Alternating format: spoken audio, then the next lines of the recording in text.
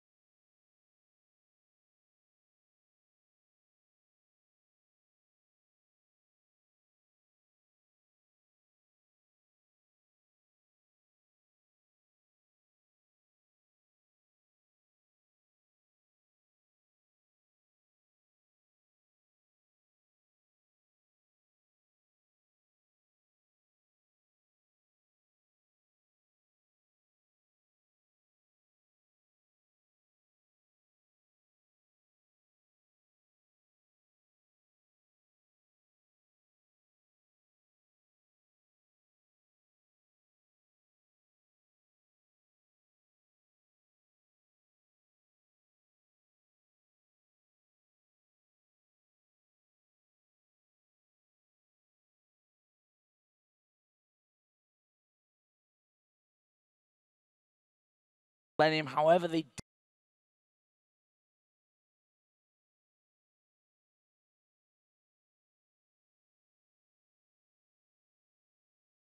There's 0 for 3 after losing out to Fnatic, Copenhagen Wolves, and Super Hot Crew.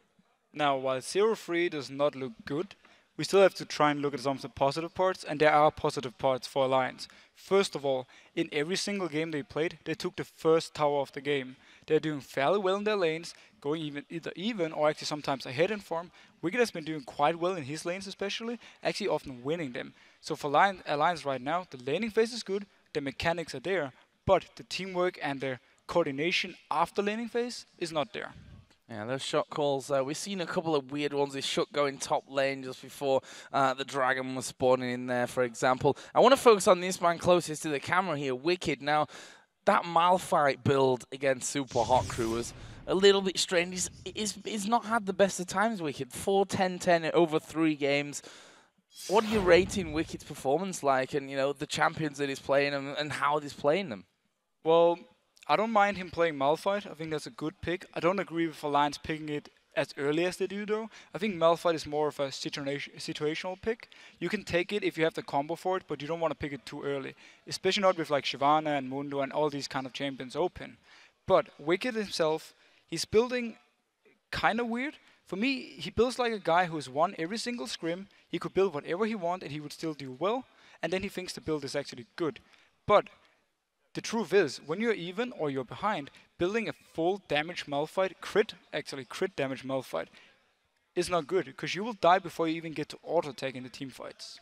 Well, their opposite number here, ROC, have had some very impressive teamwork performances. Picking up that first win in day one, and that game versus Millennium yesterday was very convincing victory for them. Unfortunately, it didn't quite work out that way against the Copenhagen Wolves, though. No, I mean, I've been very impressed by Rocket. I said this yesterday as well. But today, the weakness kind of showed. They played really aggressive, and they do it all the time. Some games, they will just keep snowballing and snowballing. But other games, like the one with Copenhagen Wolves, it goes wrong. Copenhagen Wolves had a plan. They knew that Rocket would try and make the plays, and they just punished them every single time.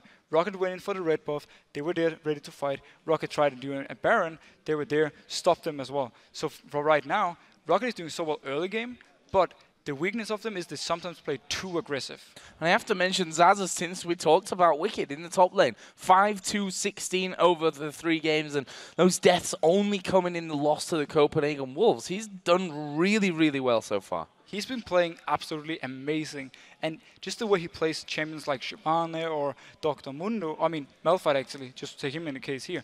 Due to the whole synergy and coordination Rocket has, Malphite pick works for them. They also know when to pick it. They do not instantly pick it, they wait for the whole combo, they wait to see what the enemy has, and then they lock it in. And his ultimates were amazing. So I got a question for you now in terms of this game in particular, though, as they go head-to-head. They are an incredible team Rocket. They play. We heard it from them in day one that they said, we're a big bunch of friends from Poland. That's what we are. This is what Team Rocket is. On the other side, you've got Alliance, who have a team built to win, the super team that's unfortunately not winning right now. But with those individual star players, they have incredible mechanical play. How do the two kind of different strategies almost face off against each other? So for me, this is a great test for Rocket to see the individual skills in the lanes. As we mentioned, Alliance has been very good in the early game in the early stages of the game, in the laning phase, and now we get to see them versus Rocket, who have been dominating as a team in the early game. It's not necessarily one player winning the lane; it's more the whole team, and Jankos doing a lot of ganks and successful ganks. So now watching them go 1v1 versus the Alliance is going to be the game where we see how good the mechanics are, and if they can actually beat Alliance 1v1 in the lanes. Well, Alliance is counting on that early game aggression to quickly overcome Rocket and secure their first win of the season. But according to Overpower and his teammates, they ain't afraid of no super team. Double kill by Nidalee. This could be it, D-Man. We have ourselves a second new team, ladies and gentlemen. I kind of expected them to put up a good fight, but I didn't expect them to take the series 3-0. We can't really know what they play since we don't scrim them, and we'll just play how we play, and we're gonna react to how they play. I'm not scared about them, but I need to respect them at least. I think we as Alliance, we play pretty aggressive early game, so we're not gonna let them stall the game till 40 minutes and they just win the game by that. Well, we can beat everyone, and we are not scared of people calling us super team. Not scared of the super team, and they said we have to respect them, but we're just not scared of them right now. Well, I agree. There is no reason to be scared of Alliance, but if you take them lightly, they will beat you. They are not a bad team, they're not bad players, so you need to prepare for them and you need to have a strategy.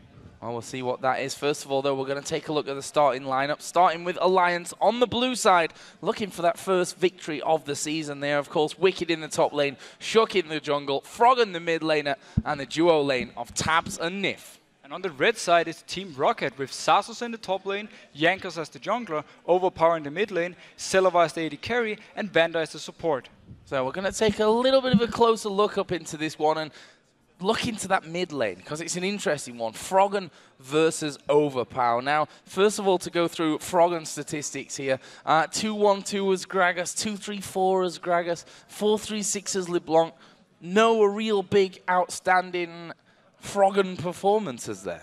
We haven't seen too much from him, though, but he's been doing well in his lanes. Especially the LeBlanc game was very impressive. He roamed around a lot, picked up kills, and had a lot of impact in the game.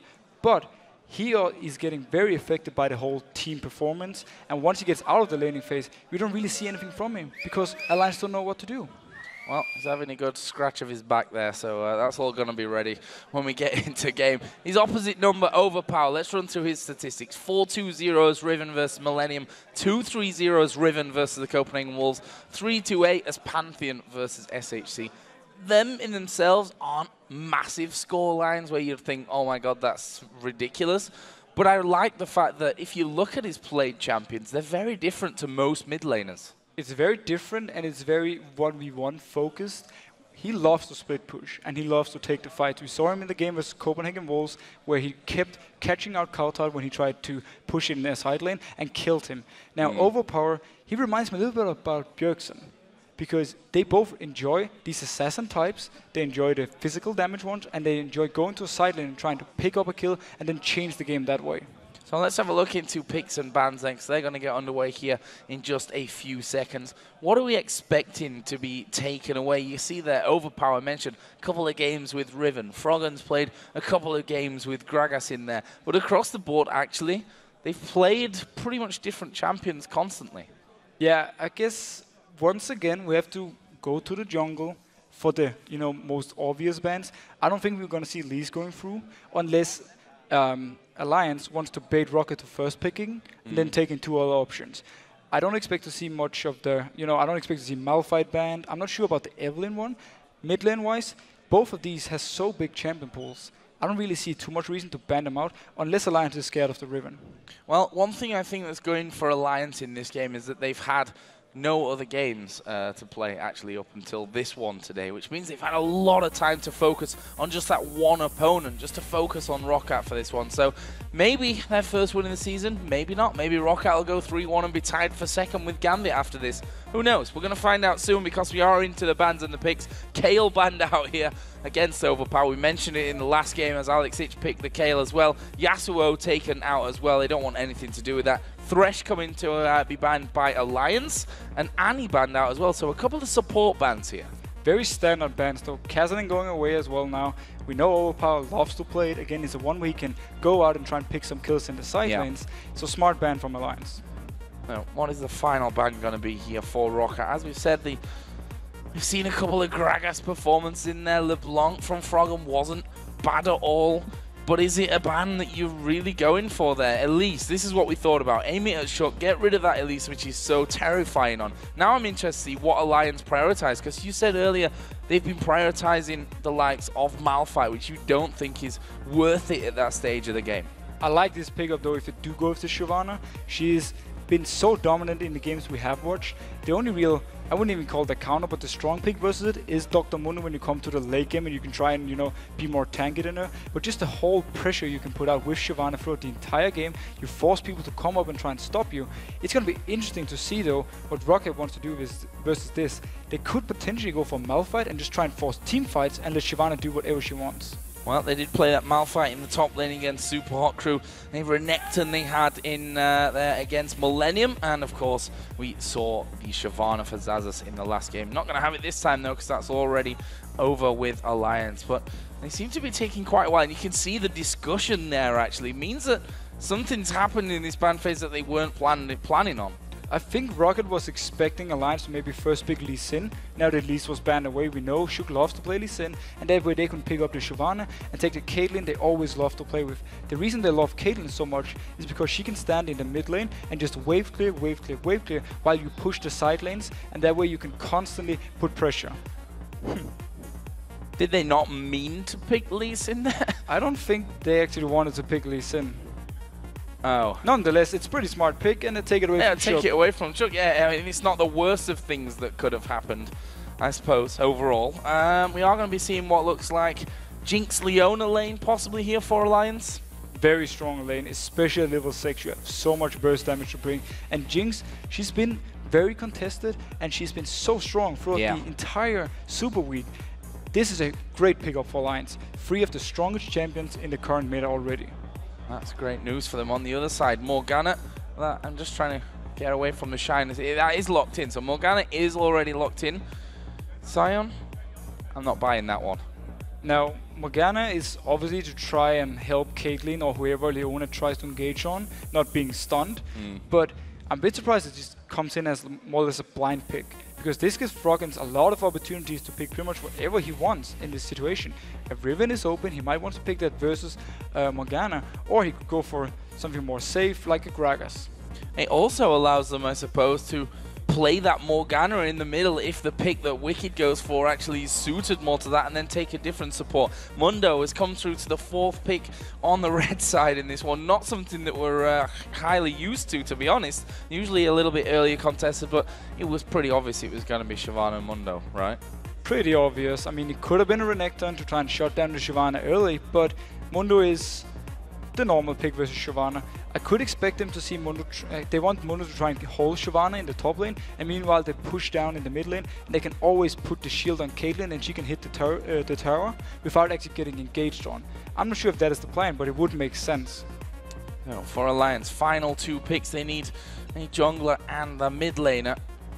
We're saying a jungler, we're just considering the fact that Wicked surely will be taking that Shyvana top lane with Mundo coming in there as well. And the Vi was played in game number 1 of the LCS for Alliance, where they lost out to the Copenhagen Wolves. A 1-2-6 performance from Shook actually in that game. It would be the first time that we've seen Ziggs for Froggen though, this split. Yeah, first time we see 6, but it's a very smart pickup versus a team who loves pressure your turrets and pressure all your lanes. 6 will wave clear in the mid lane, and he can also throw his bomb to the side lanes and therefore stop all kind of push. Very smart pickup for Alliance, and they might actually have figured out Rocket's tactic. So what now? If you were to pick in this scenario, final pick, you're going to be playing up against the Ziggs in that mid lane, where are you going to put your money? Well, they already have quite a lot of counter engage with both the... No, not there. Could have been... I mean, I will probably go for Lulu right here. There's not much else for them to pick. He has played it before. It goes well with Caitlyn, and it's very good versus Vi if he decides to engage on you. So have that Morgana in the mid lane and not as a support.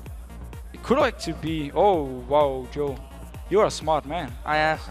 Thank you very much. It's been said a few times, not by many people though, I have to add. And it is actually going to be Gragas in the end to go into that mid lane and a Morgana support. I actually hate myself right now for not figuring out the Morgana support, because when Enready locked in the Galio a few games ago, I said to myself, that's going to be support because he blind picks it.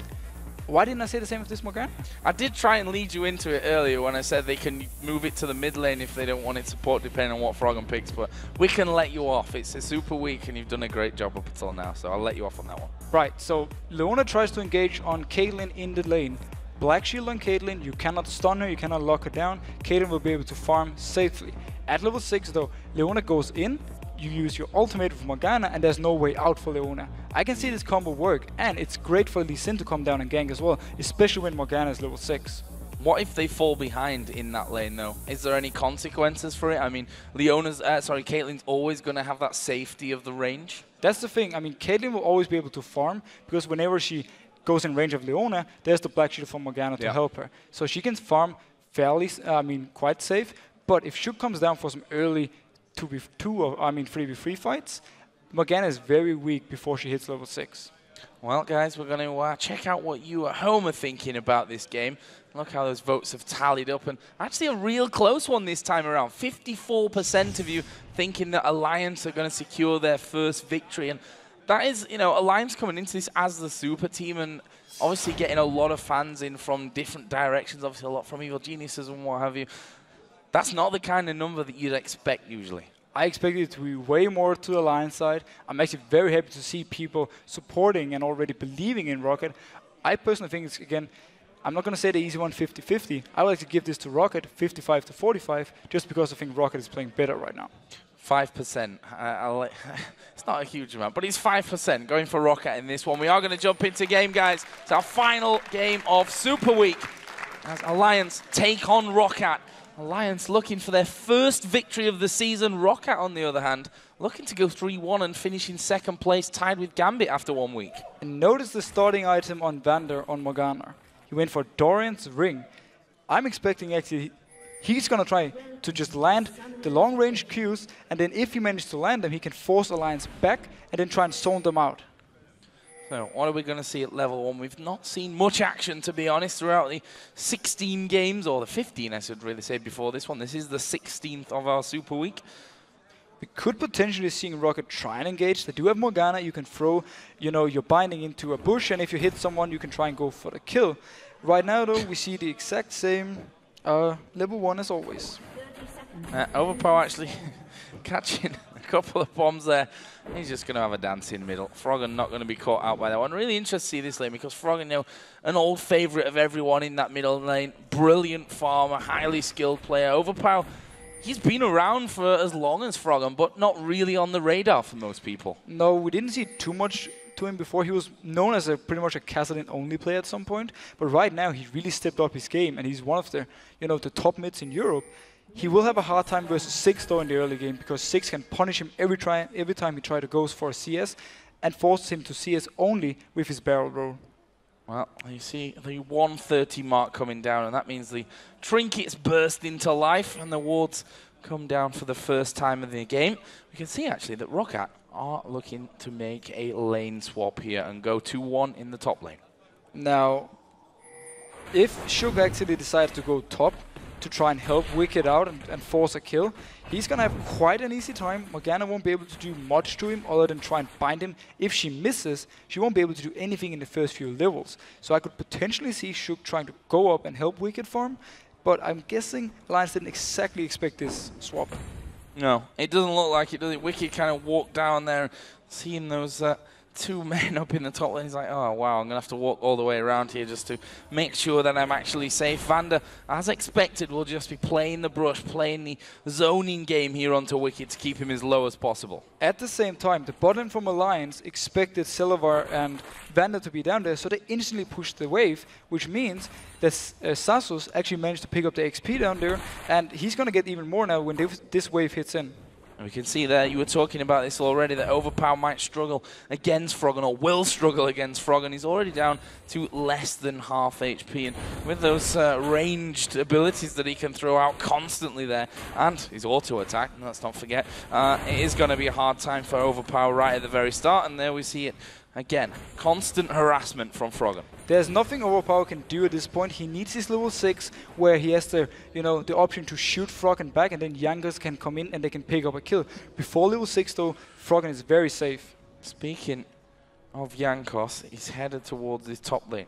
Wicked actually did put a ward down there. His trinket put to good use, and that will actually spot the Lee Sin coming in, and that means that gank is not going to work out for him, but it looks like Wicked's going to actually try and come around here and steal white, but Jankos, well, he's got the smite. Actually, he's going to go in here on towards Wicked. He's level 3 to the level 2 of Wicked, and Wicked may just decide to have to flash away from that one. Meanwhile, Alliance, they're going in. They've dove onto this bottom lane. Xaxus is dead here. That's going to be first blood coming into Alliance, and for Shug, they should be able to finish off the tower if they want as well. They can take the tower. They can actually also go for an early dragon because Froggen can go down and help them. They knew that Jankos was top, so this was a safe dive for them, and they did it perfectly. Great start from Alliance. Well, that turret is done with. ROC a little bit slower to get this one down. That's because Jinx is just stripping through the towers anyway. The damage pretty damn high. Tab's just waiting in there to get the last hit on that one. Why not?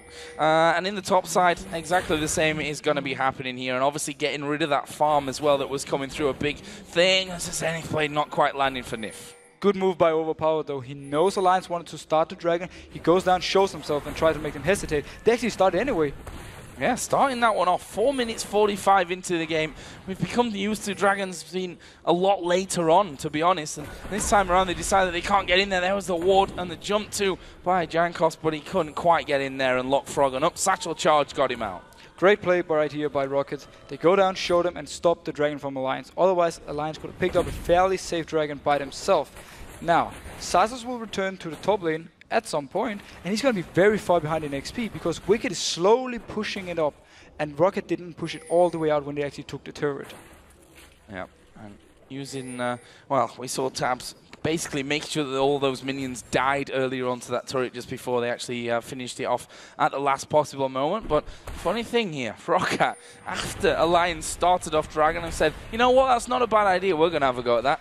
And Alliance is just going to let Rocket have this one. They know they can't do anything, but they don't actually mind too much because Wicked is going to get so far ahead compared to Sasus at this point. And Celiva just trying to keep Nif out of range from that one. Froggen is not quite level 6 yet, so there's no bomb to be thrown in there. Doesn't matter though, the Dragon is picked up by Rocket. That brings the gold to bang even. Bang even on gold, but it was great move from this lane swap by Alliance. The way they actually managed to get all the minions to die before they finish off the turret meant they are now in a perfect position. So 2v2 down in the bottom lane, or briefly 3 there, as we did see Shook coming down with Vi, but they were stood on top of a ward inside of that Tribush, so wasn't really able to do much. And we can see now, just to touch on the items again, both supports going into gold items, but a different choice between them. Yeah, it looks like Vander wants to go for the Talisman, so he's not relying 100% on his flash to engage. He wants to be able to pop his Talisman and then get in range for his ulti and try and lock down a target. Interesting enough though, if you look to the mid lane, they should be hitting level 6 fairly soon. Actually right now, Overpower hit level 6 and now it becomes scary for Froggen, if Jankos is close by. If Jankos is anywhere near. Right now Jankos is actually coming down that mid lane.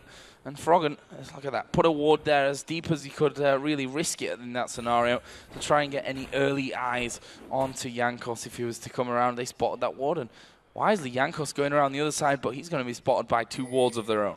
Now Jankos doesn't think there's a ward on the side, or at least he has no idea if there is. They saw the ward on the other side, they might think this is only what Froggen has, and that's why he's coming from this side. Well, he went into that brush and he says, wow, there's a pink ward. 5 hits and you're down. Thank you very much. That'll be fine for me. Just in time, actually, for the blue buff to spawn in, and that will be going over towards Overpower with a little bit of help from Ziggs along the way. Yeah, good guy Froggen helping on the blue buff. He did hit Jankos though. Oh, he did actually pick up. I didn't see he put in the barrel. I was about to say, why did he give it to Lee Sin? But he didn't. And in this top lane, Shyvana versus Munda. Shyvana versus Mundo is actually what they are in that top lane. And again, we can see Wicked just pushing that one all the way up. Trying to look at level difference there. Actually, Wicked does have that advantage from earlier on still. Wicked is far ahead right now. He's going to recall. He has a lot of gold in the backs. He can come back. Actually, he's going to stay. He might go for the kill on this one. This could be very interesting. At level 6, Zaz's not got that incredible regen that his ultimate is going to bring him. And there is the Dragon. Wicked is going all in on this one. He's got his Ignite as well, but he decides not to use it. I think we could possibly have picked up the kill right here. He had Ignite. He just needed 1 more or 2 more auto attacks and then Ignite. He decided to play it safe though. He don't want to give away his advantage at this point. Yeah, that would be pretty disastrous, I think, for him, considering how well he's done up until now. The bottom lane actually forced quite far up, just past the what was the location of the outer turret for ROC earlier on in the game. And right now they're trying to do something about Wicked in there. They're going to send Jankos up to help out Zazas at top. Now, there is no tower for Wicked, so there's a long way down for him to safety. But he could actually be able to fight this one due to Sasus not being level 6 yet. And Wicked's ultimate is back up here, so we'll see about that one. There should be a bug though. Yeah, I was just going to say, yeah. I started saying it and then I thought, not sure about that. But Jankos is still waiting in there. Mundo, has he hit level 6 now? That's what they're waiting for Zazas to hit that level 6 mark. There he goes. Zazas now level 6. They're going in on the middle lane as well. And it's actually Shook that's taken a lot of damage. Nif, though, is going to be helping out. It's Tabs that picks up the kill. Great rotation from Alliance right here. Wicked, if he manages to wipe this one, it's so good for Alliance. Great flash. What is he going to be able to get away from Jankos? The wall comes in, but the minions blocking it. It's all going to be about this Q. Wow, flashes in, point blank, making it very easy. And that will be 2 for 1 in favor of Alliance. They should have this turret in the mid lane as well. But Alliance is playing the map so well right now. They pushed out the bot lane, and they instantly everyone went to the mid lane, took down a kill on Overpower, and took the mid tower. Alliance is playing really well right now, and this is what we need to see from them. Well, let's see how they go forward in this game. Still early stages of it, that's for sure. If you look down the CS, 72 to 68 between the AD carries. Pretty even on that front. The gold obviously in favor of Tabs right now because he does have that 1-0-1 scoreline. In the mid lane, Froggen, again, expected here, leading the farm against Overpower on Gragas.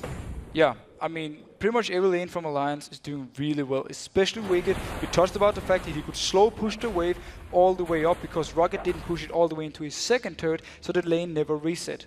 Now, if you look at the bot lane though, Silver is slightly ahead, but that's simply due to Tabs rotating mid and taking a tower for his team. Next dragon is about 1 minute. Will we see a fight for it? Well, it wouldn't surprise me whatsoever. 2 for 1, not quite as high scoring as our last game, but still a very, very interesting game to watch up until now. There's a 1200 gold lead for Alliance. And we see that Tabs keeping this lane pretty much frozen down on the bottom side, and Nif just using that relic shield as well.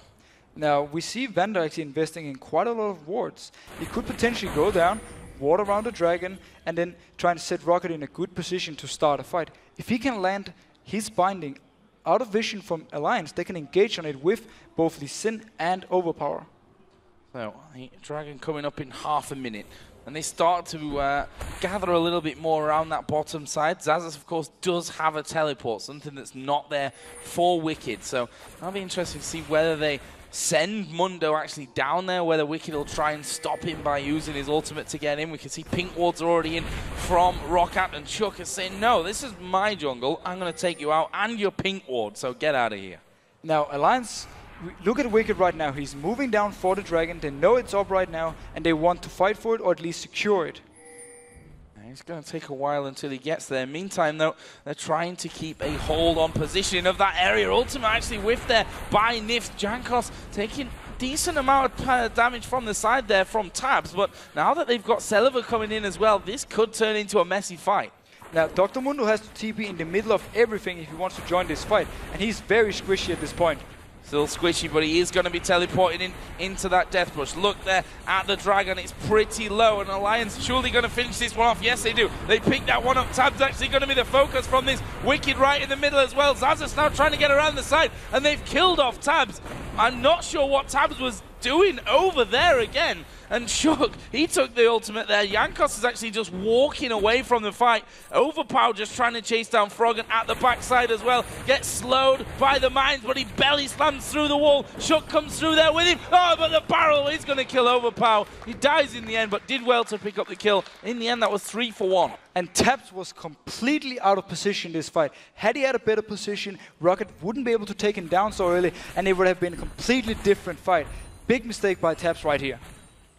And we said that a couple of times already when we look back at the replays as, where is Tabs? Why is Tabs in the middle of the team? Why is Tabs flashing in? And look at his position here. He's got Mundo stuck to him, but the flash over the wall was bizarre. Yeah, he actually had flash early as well. He could have flashed into, closer to Nif and try to get out that way, but instead he decided to more or less waste his flash when he's actually already dead.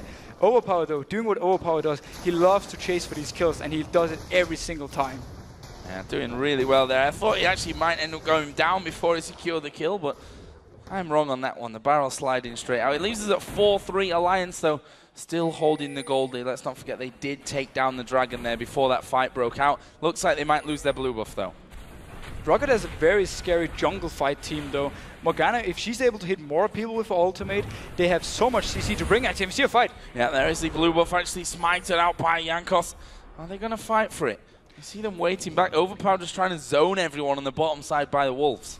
Alliance actually decides to back out, mainly because Tabs was down in the bot lane, farming up. He's gotten ahead in CS right now compared to Silver, but the last fight has made it very even in gold. Oh, Alliance headed down to the bottom side and maybe thinking about going for the enemy blue buff at this point, although because he was smited down by Jankos, you'd expect that Overpower will be headed in there to pick that one up for himself. We have to keep talking about Wicked though. He's doing absolutely amazing right now. We saw Shyvana in the last game, how big of an issue she was. Wicked will be the same. He's going for the Blade of the Rune King as his first item, which means he will be able to duel anyone they send up against him. Yeah, 0 for 2, which obviously not ideal for him, but he's really racking up that CS, almost double that of Xaxus here, and almost a 15-minute point of the game as Nif starts to work his way in. There's the shield, the binding actually landing onto him, the barrel going to pull him back somewhat. He actually puts his ulti down, which will stop Vander chasing in. And Nif does manage to escape, but he actually baited out quite a lot there from Roccat. And look how tanky Nif is already at this point. They used 2 ultimates, and also, was it Jankos there to hit him, and they couldn't even take him down. Nif is very tanky, and this actually means for Roccat that the next minute while they're waiting for the cooldowns, they can't really do anything. Can't go in for the fight. It gives a bit of time to look at the items, though.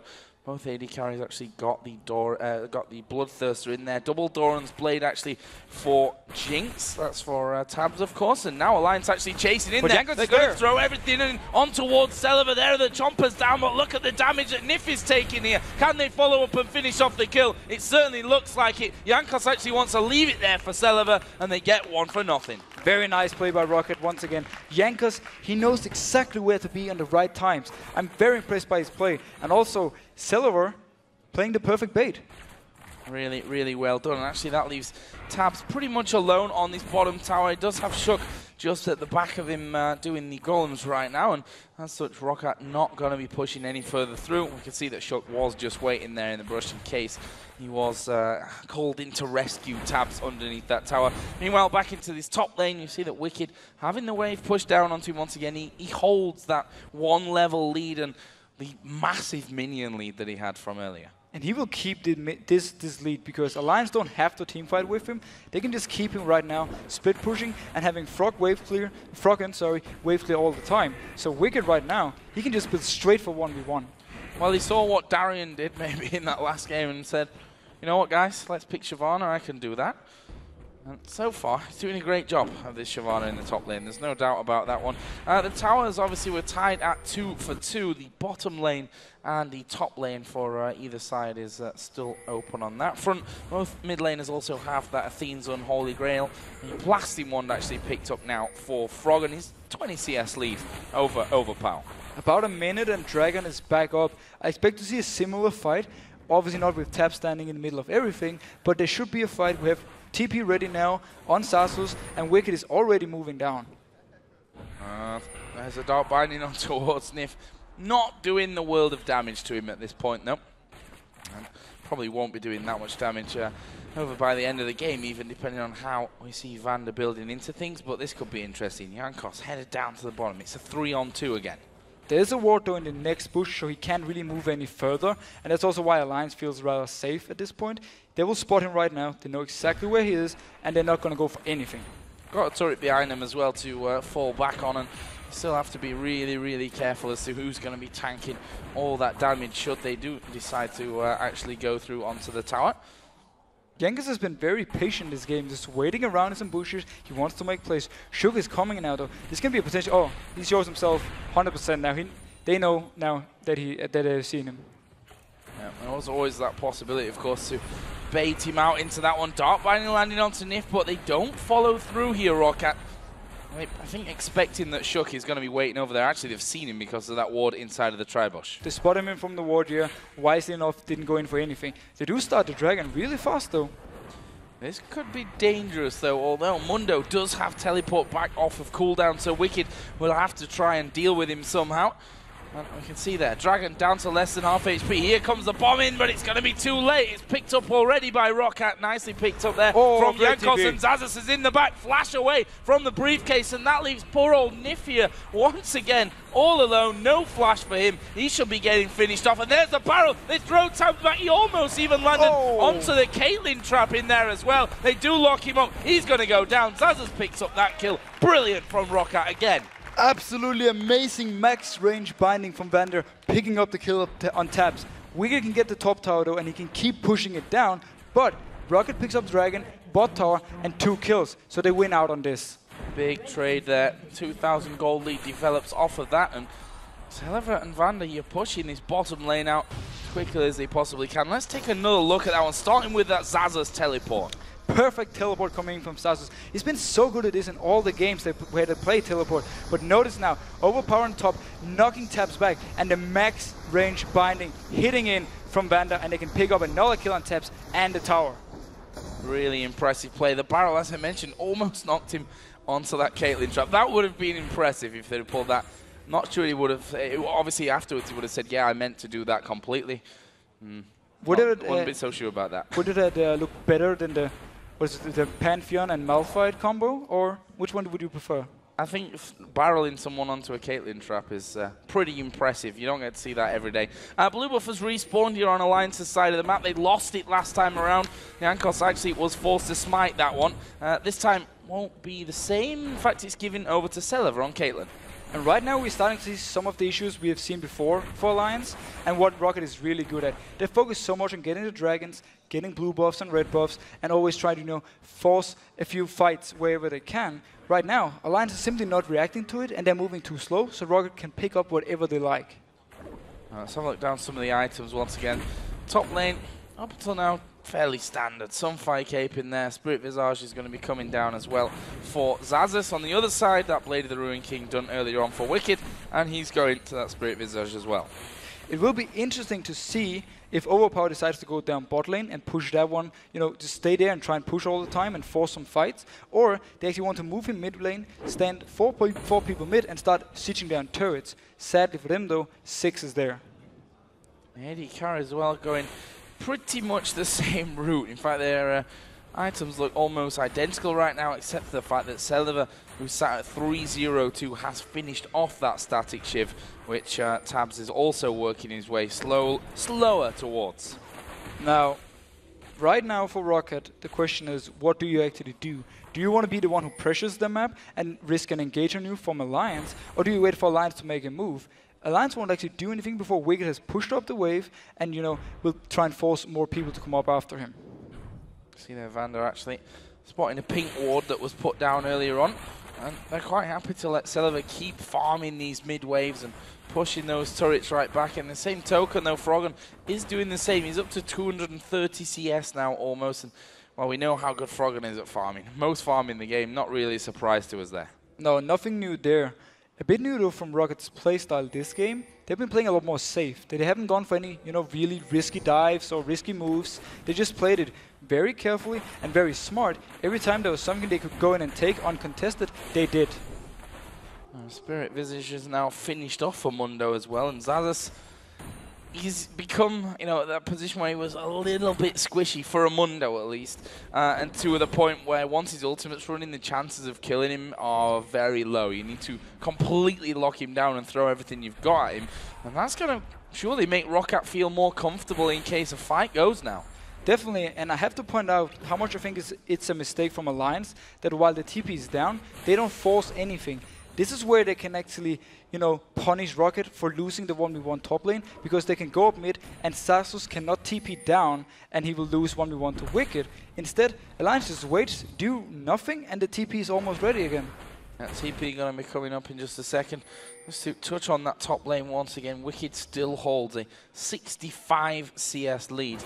But not really pushing things past the halfway point, as you said before. We'll see if he changes that this time around. Might signal a bit of change of pace here from Alliance if he does do that. They are in a good position now to push. Never mind, Taps is actually recalling down bot lane. I think we have to wait for the next dragon again for the next fight to come. Yeah, 1 minute until that one actually comes in. In the meantime, the jungle's being cleared out on both sides of things. We've got a lot of wards down in both sides of the river as well. We see the sweeping lens has been used to clear out what was in the mid lane there. And it's basically pull and push the waves at this point. Just casually pushing up. Both teams are waiting for the dragon to spawn. We have the talisman completed on Vander right now. So if he lands a binding and activates that one, the whole team can rush in and instantly burst down the target he lands the binding on. There's a pink ward by Dragon just cleared out, and you can see that both teams starting to get ready for this one. Going to be a bit of a worry if Wicked doesn't react to this one quick enough and then can't stop Xaxus actually coming down and it gets into a 5v4. He's moving down now though, in time. He will be here for when the dragon actually spawns, and we're going to see a 5v5 fight. Well, it's Alliance that move initially here into the front of that pit, and it looks like they're trying to cut Wicked off there on his quest to come down this bottom lane, and that would certainly be a big win for them, although he's not going to be shy of diving straight into the middle of the team, even if they do decide to hold him back. There was Nif getting hit by the Dark Binding, and well, Rocket kind of half in, half out, just waiting really to make their move. Both teams have full vision of this area. There's no pink wards on either of the sides. So Rocket can just delay this and wait for Xaxus to push it out, start actually hitting the turret, and just delay Alliance from going on it. Jankos may be caught though. Well, that was probably the most perfect bait you're ever going to see for a barrel to come flying in. The Dark Bindings go as well. Xaxus continues to push, and Alliance have got bored of it. They're actually going in for this one, but it's stolen away. Jankos gets it. He kicks Nif out of it. He is going to die from this one, but what will happen to the rest of the ROC team? Mundo is there, and Alliance are caught horribly out of position. Celiva going to be engaged upon by Shook, but here comes the ulti out of Vander. That's going to take down Shook. Actually, it's Celiva that gets that one just as he goes down, but now it's Wicked and Tabs versus 3, and Nif even flashing over the wall here. So, bit out of position from both sides. Who's got the damage, and are they going to keep chasing? I think Overpower can catch out Nif right here. Big mistake by Nif moving this way. He's moving away from his team, and he's actually going to be punished and die from this. Xaxus teleport, though, came in too late. That was why Rocket couldn't really fight for it. They did manage to steal the Dragon, though, so another win for them. And coming out on top with the kills. It's going well for them at this point. Not the cleanest of things, but still, that's always a win. And 5-1-2 now on Celiva on Caitlyn as well.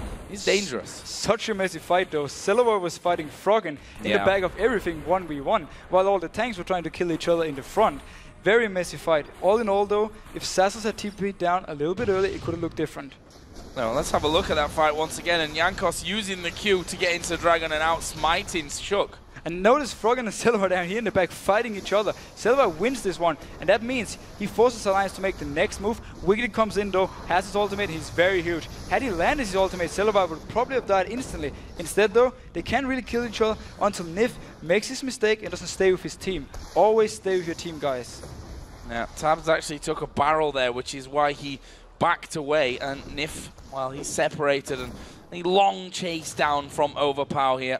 Was able to finally get it with a swift slap of the belly. Slap of the belly? Yeah. That sounds pretty good. It's painful, let me tell you. I'm actually, again, Overpower is playing this really well on the Gragas, but you highlighted himself, 5-1, Celiva is looking very scary, and the later we get into the game, the stronger Caitlyn will be. And we can see that Last Whisper is already done for him. He's got a Negatron cloak in there as well. Going to have a bit of protection from basically what Froggen's throwing his way at this stage of it, and obviously Wicked doing a bit of magic damage in there as well. But again, the game slows down as they figure out exactly where they're going to go. The wards get put into position and the lanes get pushed out. But Rocket right now is they're just very happy about going to this late game. They believe they have the strongest combo and they trust in their team fights late game to be able to beat Alliance. On the other hand, Alliance doesn't really know what to do at this point. What do they do? I mean, we've got obviously a better view on the game and where it stands in terms of gold and everything. What do they need to do at this point? Well, we touched on it a bit earlier. I don't want to keep going back to it again and again. But Wicked right here is the strongest guy on the team. Rocket has to send 2 people to actually kill him up top lane. So if they just keep him top and try and pressure him, Taps is actually moving in now. So they're doing it, the 1-4. And this is what they need to do. 1-4 in position from Alliance. The wards actually put down. Actually, they thought they may be able to catch someone out. And we're going to see the Assault and Battery. Everything thrown there at Jankos. He finally starts to fall low, but he's able to walk away. And actually, we saw Celiva there even being able to do some damage. Finally, they forced Xaxus a little bit further back from the jungle. They're going to try and take this inner turret on the top lane. But this is what we need Alliance to do. Notice how Overpower had to recall from the bot lane because they engaged on Jankos. They forced Rocket now to be on the defensive. Next time Vi has her ultimate up, they can do the same thing. Maybe not on Jankos. If they can catch a Celiva or a Vander, it would be absolutely perfect for them.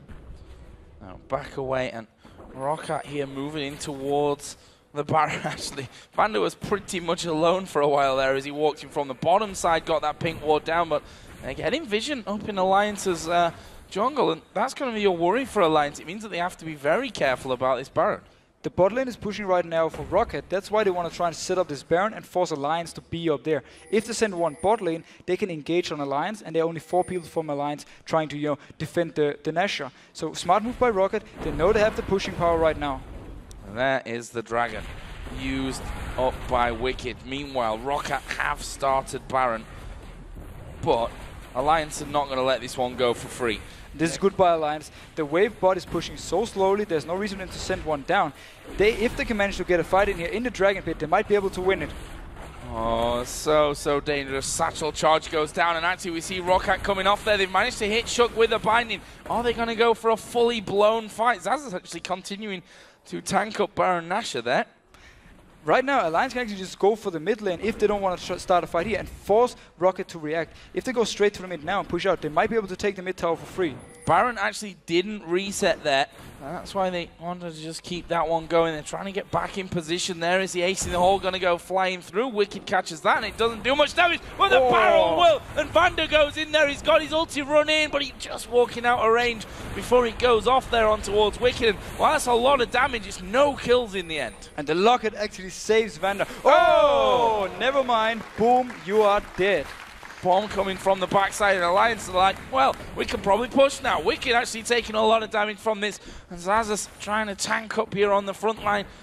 Getting the slows off, but there's 4 of them against, well, 3, because Lee Sin's just off to the side. We do see Shook coming back in now.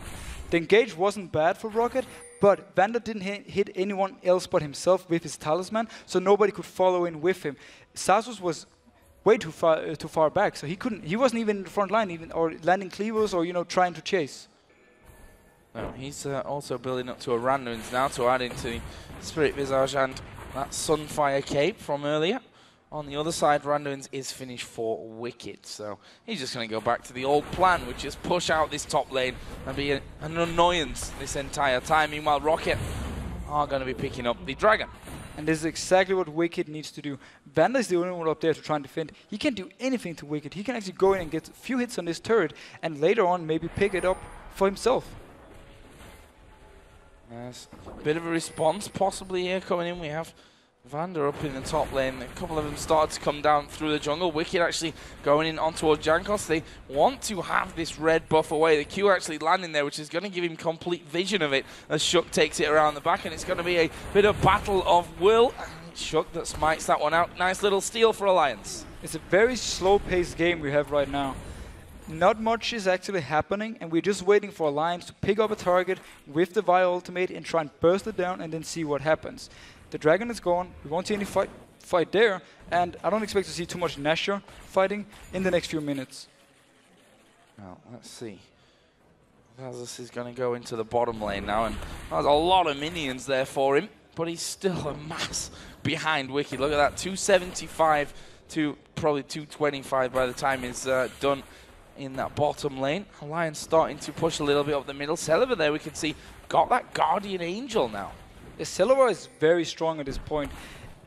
If they manage to get a team fight from Rocket's side where they can stop the Vi engage without anyone dying, and then Celiver can just stand in the back and shoot away, they might actually be in a great advantage and might be able to win it. And this is what Rocket is waiting for. They want the Alliance to engage on them.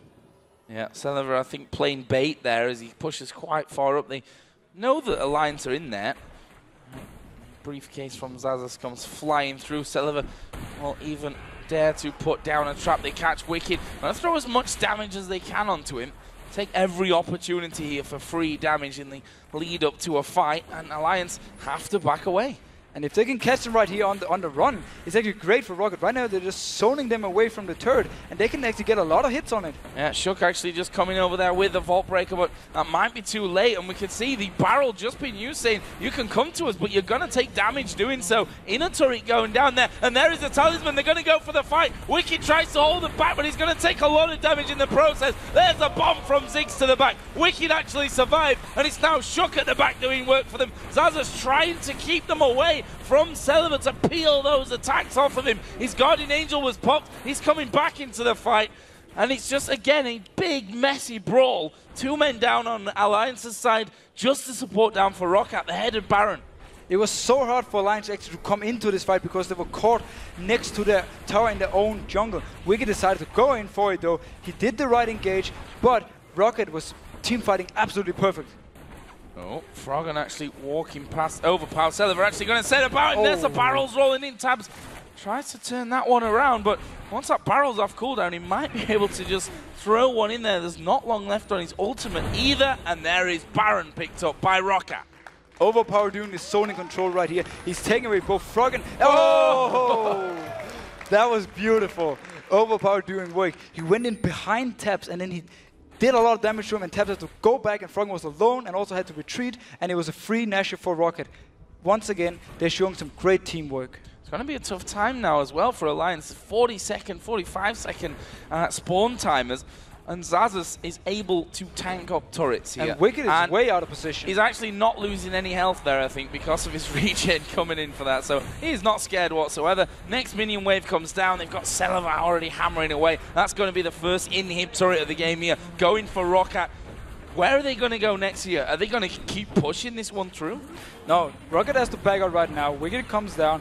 If he had actually stayed with his team, they could have tried to at least defend this inhib. Instead, he went up to the top lane, tried to farm. I'm not too sure why. But Rocket has all the advantages now because Wicked will not be able to split push anymore as the mid lane will constantly push down, so Rocket can send multiple people to the side lanes and therefore stop Wicked. Well, he is pushing out this bottom lane as far as he possibly can, and the top lane was pushed back here by Rocket, but it looks like they're actually going to go home and spend up the cash that they've earned. And there's like 2,000 on Mundo, 1,700 Lee Sin, 1,400 there on Morgana as well. And, well, those purchases are going to start to hurt when they actually come back in lane. Overpower picking himself up that Zhonya's Hourglass now. We also have the Randuin's Omen finished for Zazas' Mundo. And this Morgana support pick means Celiva is in no danger to get engaged on. No matter what's going to go into his face, he's going to get black shielded, and he's just going to be able to power away and shoot from the start of the fight. This means once he finishes his Infinity Edge, he's going to be very scary, and I actually don't know how Alliance is going to win the fight. Well, I hope for their sake that they've got a plan for this one. They're 3 games without a win up until now. 0-3 sat at the bottom of the table. This, if it is a loss, we'll turn that into 0-4. The opposite of what a lot of people are expecting Alliance to do, funnily enough, here in the first week. We can see that Rocket now moving down to the inner turret in the bot lane. Celiva's hammering it. Look at the damage he's doing to that turret. He takes it down in like 6 seconds. This signals very bad things for Alliance. But to be honest, it's their own fault. They had the chance to do something early mid-game, but they didn't. They didn't use Wicked and his huge advantage to anything. Well, they have that wave clear of Wicked now. But as you said, because Celiva hits that hard, if Mundo just goes in there and tanks up 3 or 4 hits, then the turret's pretty much down anyway. They only have to do that a couple of times, and they've already broken through once again. Mundo is, at the moment, though, in the top lane pushing. That one, Zazas might have that one away with this wave of minions. And this is what Alliance can do something about. If they engage on Rocket while Mundo is still pushing, there's going to be some time before he even comes down there with his teleport, and they can maybe pick up a few kills and win the fight. Well, he's got rid of the inner turret, and Rocket, you can see there, Celiva just going to tank up, do a couple of attacks here and there, and will continue to do so. And the fact that he's got his traps in there as well actually make him feel pretty safe, but it's a false safety. They nuke him down. Froggen picks up that kill. Wicked actually going to be knocked back from this one. Mundo, in the meantime, is still pushing, and he's actually going to take that inhib turret here, I think. Celiva was too far away from Vander. He didn't get the black shield, so he instantly died. Nice play by Alliance. We just touched on it. They just have to engage. And they do have the power to take out Celiva. And Celiva will be happy that that happened then. Not happy because he died anyway, but that it happened then, and not while the Guardian Angel had come up, which it's going to do very shortly here. He has Guardian Angel for the next fight. Here's what Alliance can do. It is not optimal, but it might be the only choice. If Nif throws down his ultimate on Celiva, forces the black shield from Vander, once the black shield is off, then Vi can go in and they can try and get the engage they need and burst him down. Yes, they have to kill him twice, but he's the man they need to kill. Yeah, they have to kill him in this one now. He's so very strong. We even see Morgana right now actually picking up the Stark's favor. Is it still called that? Yeah, no, Zeke's Herald. Zeke's Herald, it's a long time ago. My bad. Have you ever built that item as a support? No, I haven't. That's why I don't know the name on it, actually. But this, again, this is all about Celiva in these team fights. Overpower will use his ultimate to knock people away from Celiva. And all Celiva has to do is just auto-attack, auto-attack, auto-attack, and stay alive. Alliance, all they have to do, easy enough as it sounds, is just try and kill him. Try and blow him to pieces, which they did manage to do in that last one. Although Celever might be questioning his positioning anyway from that little action. We actually have Baron coming up in less than 2 minutes, and Zaz's going to take a lot of damage here and actually gets flung back. Wicked going to throw his ulti. This might be a little bit too much thrown at Zaz's, but he dies. That's the big tank going down, and now they're going in on towards Overpower. This is brilliant for Alliance. He's had to use his Zhonya's, but the chompers are there. He's not getting out. That's shut down. Look at the spawn time. There's a minute now for Mundo and a minute for Gragas to come in. This could be real dangerous. They can try and finish. Giant mistake by Rocket being caught out of position. The only thing they had to do was just group up and then team fight as 5. But instead now Alliance can actually try and finish this game. Oh my god, the inhibitor tower is already down. The inhibit itself is going to fall. What are Alliance going to do? They back away. There's a minute till Baron. There's 40 seconds until Gragas comes in. That might be enough time to secure it for them. Alright, Alliance is happy getting the inhib. This is gonna, buy them a little time, but the issue is still the same. They didn't manage to kill Silver here, so his Guardian Angel is not popped. He still has it, and Rocket can do now the right thing, group up, go for this Baron, and if Alliance wants to contest it, they can take the 5v5 fight, and that's what they want. Well, it just shows you that the Mundo is definitely not invincible still. Got a Warmogs now, as has Shyvana for Wicked, so ridiculously tanky, those two, but still killable. That's the important thing. And we see here how they did it. They threw a lot at him, but why not? He's the beefy one. He's the beefy one. It was a great engage from Froggen starting the whole fight, and then the ultimate from Nif lands on Overpower, gets the slow on him, and he's dead from there. Notice the position on the rest of Rocket. They are miles away, and all in all, just a big mistake by Rocket, but also great to see Alliance playing aggressive and engaging.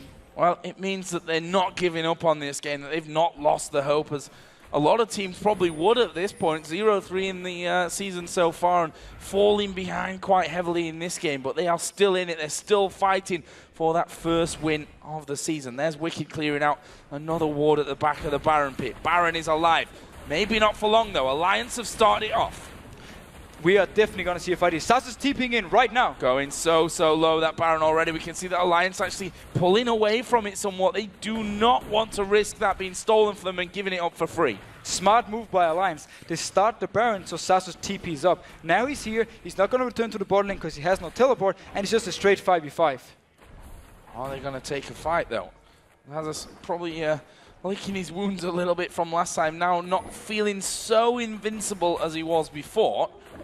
And Rocket has the great position. They can actually just give up this Baron and go straight down to the mid lane, pick up inhib, and then look at the wave coming down bot. They can use this wave to push another tower. Now Alliance is actually forced to back out. Good move by Rocket. Yeah, Alliance forcing the teleport in, but Rocket saying, okay, that was a good move. We'll give you that one, but watch this. We're going to push straight down your mid lane. You better recall more fighters maybe from the side, as you do see Alliance now finally getting back onto their base steps, but that gives Rocket now the positioning to go back towards Baron, or as you said, with that big wave down bottom.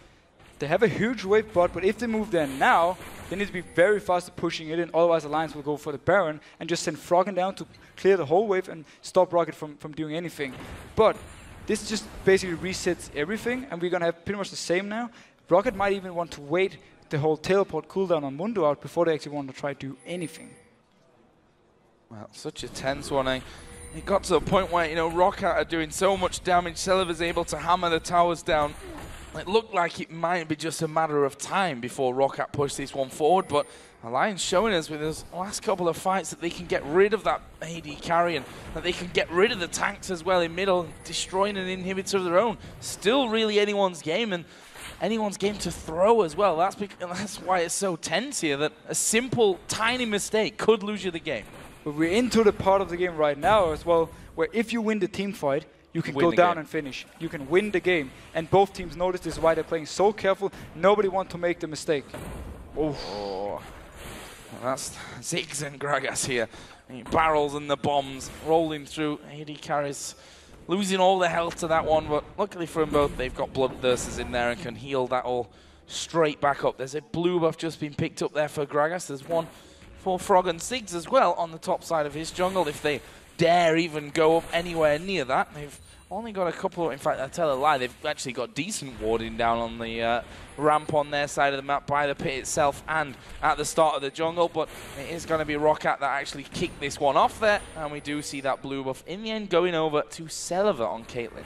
The inhib respawned now. They took the blue buff from Alliance. Oh, engage coming in. Oh, they're going in towards Shook, but there's a flash from Celiver. That's what makes this one now so dangerous. Celiver has survived the burst and he's going to go in there. There is a satchel charge to try and get them away, but Nif is falling low. He's at half HP. The barrel will split the team up even further, and Jankos is chasing. He's landing the Q. As he is in the hole. Doesn't get the kill for them, though. But Overpower has finished off the AD carry. Dark Binding dodge by Wicked. Roccat could win the game right here. Froggen surely needs to survive to have any hope of them keeping going in this one. We can see that he's trying to dodge it. Jumps up in the air. Manages Sazonia's, and Wicked comes to his aid. What is happening in this one? Nif even went in there in the end. In the meantime, though, Roccat were behind them. Celiver was having to go there. Shook is there. Now he's Shook is there. But there's the kill onto Froggen that they were looking for. They cannot kill get any more? Nif is going low. Celiver is still at the back, and he still has Guardian Angel. They tried to attack there in towards Shook. The tower doing good damage to them, but Shook is going to fall. Overpower survived because of that Zhonya's, and now it's all on Wicked and Just Nif. go finish. There is. Why aren't they finishing? I don't get that. Chasing Wicked. He's low. He's going to have to recall, heal, and try and come back into this one, but Roccat surely can do it. Roccat will win this game. Amazing. Celiver survives the engage, and then Jankos makes the beautiful play on taps. Yeah, those Nexus turrets not lasting long. Nif, the last man left alive here for Alliance, is not enough to secure and save the game for them. It's Roccat that go 3 for 1 and take down the Alliance again. Holy cow, that was the game. So much entertainment, and what a great move in the end by Roccat, especially Jankos when he Q's into Vi, who jumps further back, so he gets into a position where he can kick taps into the face of his own team and they can kill him. Wow, that was beautiful. That last fight was chaotic, to say the least. They were all over the place, and now everyone's so strong and tanky at this point that it takes so long to actually burst through things. And while Celiver, if we think back to that fight there, or let's go a step back to that, the point where Alliance actually looked like they had a chance in this game when they blew Celiver up and then they caught 2 in the mid lane. That's the point where everyone said, whoa, hang on a minute, Alliance can still do this. But that was also like the wake-up call for Roccat in saying, okay, we haven't won this yet. We need to play this absolutely right. What happens? Actually, even though it was a wake-up call, 1 minute later, they get caught in the mid lane and die and give the inhib to Alliance. So some mistakes by Roccat. They didn't look that strong. In the end at least, but when it really mattered, they stepped it up. Celiver survived the engage on the last team fight, and they managed to win the game. I love the last team fight, man. That was beautiful. It was a long team fight. It went from the river all the way down into the base, then out of the base on the top side, and then back into the base until they actually finished that one. And then, well, they're not wrong, are they, the guys in the audience here? 0 for 4, the start for the super team, the team that was built to win here. They've not won yet. They haven't won yet. They had the chances this game, especially with Wicked being so far ahead. We talked about it in the game a few times. If they had used it properly, forced people to go up and kill Wicked, and then took somewhere else on the map, they could actually have won the game. Instead, they let Roccat delay it all the way to the late game, and Celiver picked up 6 items, and with a Morgana support with a Black Shield, he was just unkillable. So we touched on it in the pregame that some of the calls in their earlier games weren't spot on there. Was that just the fact that call was never made, that strategy was never put forward in the team? I don't know why they didn't use the strategy. It's pretty common. Maybe they actually haven't thought about it until now, or maybe they just lack confidence. They don't believe they can do this. Wicked doesn't believe he can go to take the 1v2 up top lane, or they don't believe they can go for the push mid. I'm not sure what it is. They had the options, but in general, they lost a lot of dragons again, and they lost the fights at the dragon as well, which didn't exactly help them. I have to be a little bit cruel now. You've been in this position before. In fact, in much worse a position, if I'm being honest. It went on for a little bit longer than 4 games. What's the atmosphere like in a team that's just can't win? It's, you get down to the point where you start realizing how much it means, that you're with your friends on a team, because you back each other up. Nobody's like, flaming each other or pointing out mistakes on everyone. It's more general as a team. Alliance right now knows this is not like one guy's mistake. This is a team mistake. So they're not sitting there, pointing out all the mistakes on one guy. Instead, they have to sit down, they need to watch their replays, and they need to think, what should we do in certain situations? And next time they play, when they are in these situations, they know what to do. Well, we can talk about the positives in this one as well. ROC coming in, sat at 3-1, same scoreline as Gambit, just one win away from Fnatic in second place in the table. Absolutely dream start, I think, for them. A 4-0, they probably would have never dreamed of. A 3-1 would probably have been above their expectations even. Yeah, but it's a very well-deserved 3-1. They've been playing brilliant. They know exactly what to do in the games. And in this game, they showed a completely different style compared to how they played in the other games. Very aggressive, but now they fell back to what they did at relegation. Waited for late game. They knew exactly how to stall it out. They knew how to get all the objectives on the map through the entire game, pretty much. Alliance didn't even contest any blue buff, I think, which meant that, you know, when you're so good at playing teamfights late game and you know exactly what to do, you win games on it, and this is what Rocket did. Well, a brilliant win for them and a great way to end the Super Week with a match like that. Real interesting one to watch. We're going to head over to Shox and Demon, though, for now, who are standing by with Jankos from Rocket. Thank you very much, Joe. Jankos, I can only congratulate you. What an amazing finish in that game. It was so, so close at the end. Can you tell us from your perspective just how the entire game went and how you overcame, you know, the mid-game part where the Shyvana was really strong and just pulled it out? We wanted to swap early game, dive Shyvana, but like that didn't work out. Actually, like they did the same on Mundo, and they killed him. So we wanted to just push the tower, switch to bot lane and get Drake. Like it worked out. Then we snowballed a bit from like random kills, I think. And yeah, we just won. And I just want to talk about, obviously, a fantastic Lee Sin kick at the end on tabs. But I don't feel you should have been playing Lee Sin in the first place in picks and bans. Yeah, like I was supposed to pick Vi, but I just trolled my team a bit. I don't know. I just feel confident with Lee Sin, but like they don't think that way. I don't know why. Well, you still pulled out a great performance on Lee Sin, and I think everybody's noticed what a great jungler you are here over the last 3 days. How did you yourself think you would match up against some of the junglers we've seen, like a Shook, like a Diamond? Well, I think I'm like pretty much worse than Diamond and Shook. Like they are so good, and I maybe top 4. I think I'm better than few junglers. I don't want to tell the names, but like I don't know. I feel like I'm just worse than those two, and yeah. And for Rocket, 3-1 in Super Week's first start in the LCS. It was a great qualifier for you guys taking out Ninjas in Pajamas. How far do you think you can go in the LCS? Do you think you can challenge the top spots? We are aiming for only top 5 in this split. Maybe next split. Like this split, we just want to stay in the LCS. That's like all. Yeah, but still, you've shown us some great plays already. Congratulations once again. Fantastic opening days here for you guys, Jankos. And now let's send it back over to Joe and the Fisho to see where things stack up after 3 days of matches. Thank you very much, Shox. After 16 battles over 3 days, let's take a look at the current standings for the European LCS in 2014. Right at the top of the table stand Fnatic, unbeaten at 4-0 here. Great first week for them. Two teams, of course, are in second place after 2 tough matches today. Gambit after beating Super Hot Crew, and Rocket after defeating Alliance. They both stand at 3 wins and 1 loss. Then there's a tie for third place with the Copenhagen Wolves and SK, both at 2 wins and 2 losses apiece. And in fourth place, we have another tie with Millennium and Super Hot Crew, both at 1 win and 3 losses. And still in last place, having not secured a victory yet, we have Alliance with 4 losses. Very interesting table, lots of ties in there, just as we've come to expect over the last year here in Europe.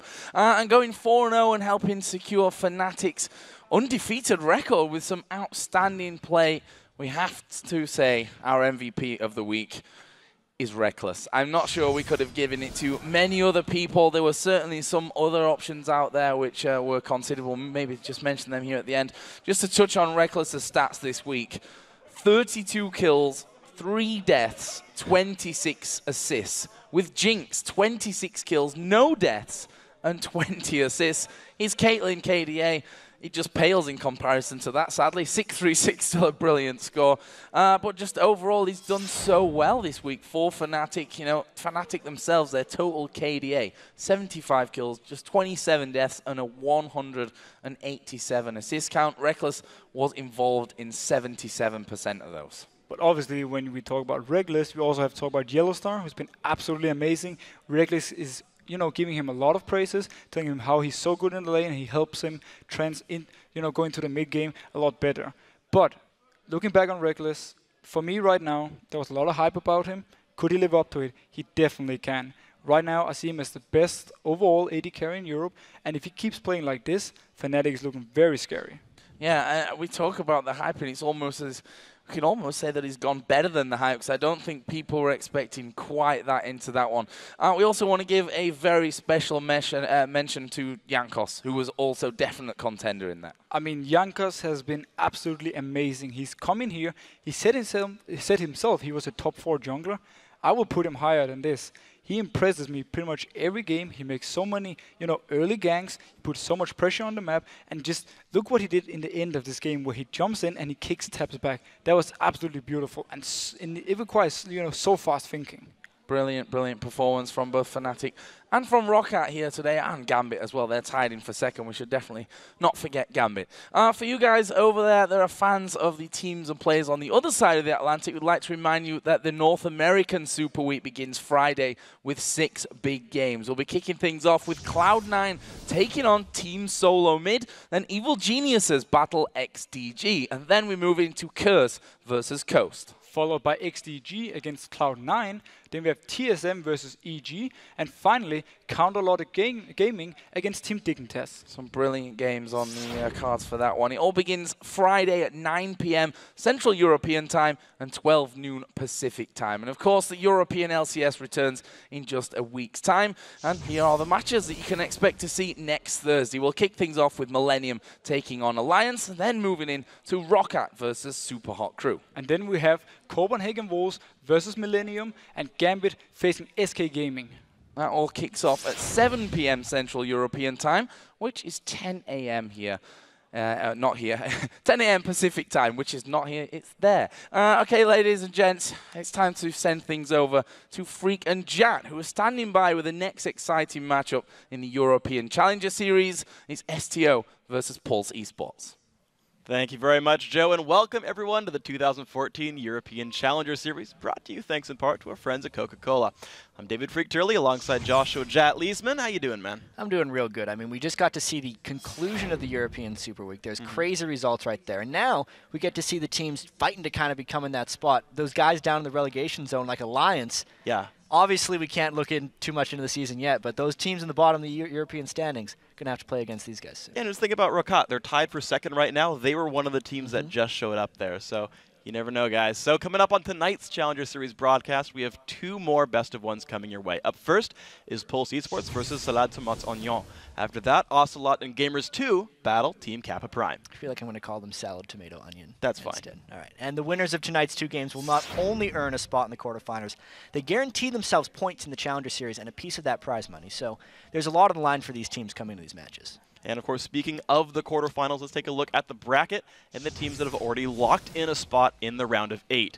The Ninjas in Pajamas are the #1 seed in the Challenger Series, and they await the winner of tonight's Team Kappa Prime versus Gamers 2 match. Yeah, and just below them in the top half of the bracket is 2 of yesterday's winning teams, Tick, Trick, and Duck, and Storm Games Clan. They'll face off in a best-of-3 series next Friday, January 24th. And on the bottom side of the bracket, we have the other former LCS squad, Meet Your Makers. They'll face Eyes on You in 2 weeks on January 30th. And the final matchup in the quarterfinals features Cloud9 EU and the winner of tonight's first match, which is between Pulse Esports and Salad Tomato Onion. For those of you still getting up to speed on the Challenger Series, here's what's on the line tonight. So all 8 teams that win their way into the quarterfinals earn cash and Challenger Series points, plus the teams that finish in the top 3 in this first spring split earn an automatic bid into the second European Spring Series and move 1 step closer to the summer promotion tournament. So, guys, for more information on the Challenger Series bracket, player stats, and the full schedule, head over to lolesports.com. Pull down the menu from the Leagues and Tournaments tab at the top of the page and select the EU Challenger Series. So, guys, let's get to it. Our first Challenger Series match of the night, Pulse Esports versus Salade Tomates Oignon. And again, the winner of this game will earn a trip to the quarterfinals, where they're going to face off against Cloud9 EU and guarantee themselves at least 1 point in the Challenger Series. Yeah, and Freak, you've done a little bit more research into these teams than I have, but these teams are very fairly new to the Challenger Series. Yeah, so you've got some names in there. So if you look at Pulse, you might have seen some of the names from Team Acer or from a Nexus. It's an all-Polish squad. And these are names you've kind of seen around in the EU side.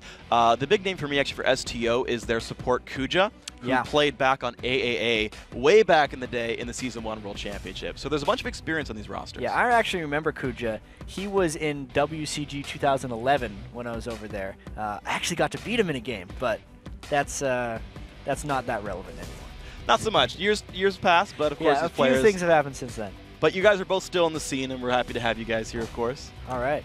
So Champ Select starting. Annie and Thrush already bans aimed at Kuja to start things off. The Yasuo dropped away. This is a guy we've seen played. We got to see a little bit of Yasuo today. Yeah, he's been played a little bit more. I like him a lot. Yeah, he had a couple clutch wind walls in his lane against the Blanc.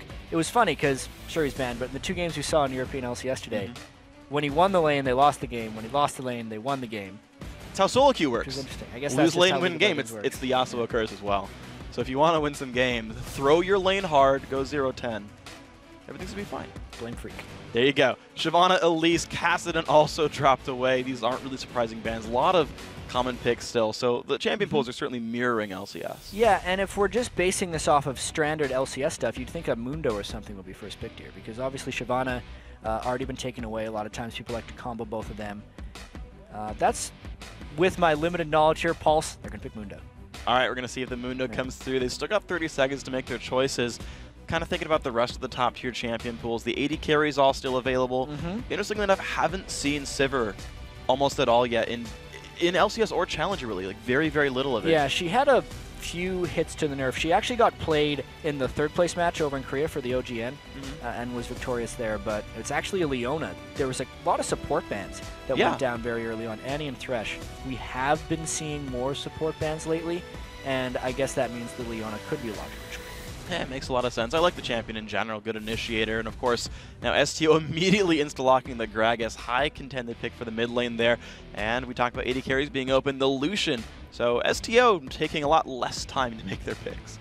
Yeah, they had no hesitation, and they decided to go with the Lucian over someone like a Jinx, and I think that's generally because Leona had already been locked in over on Pulse's side. Jinx's main weakness come from getting locked down or picked off, and Leona tends to do that to people, but it's very hard for Leona to do that to Lucian. Yeah, it's really easy to dodge the ultimate. In fact, it still cleanses, slows the dash as well, so even if she slightly misses, you pretty much remove it right away. So, a fan of Lucian pickup here, of course.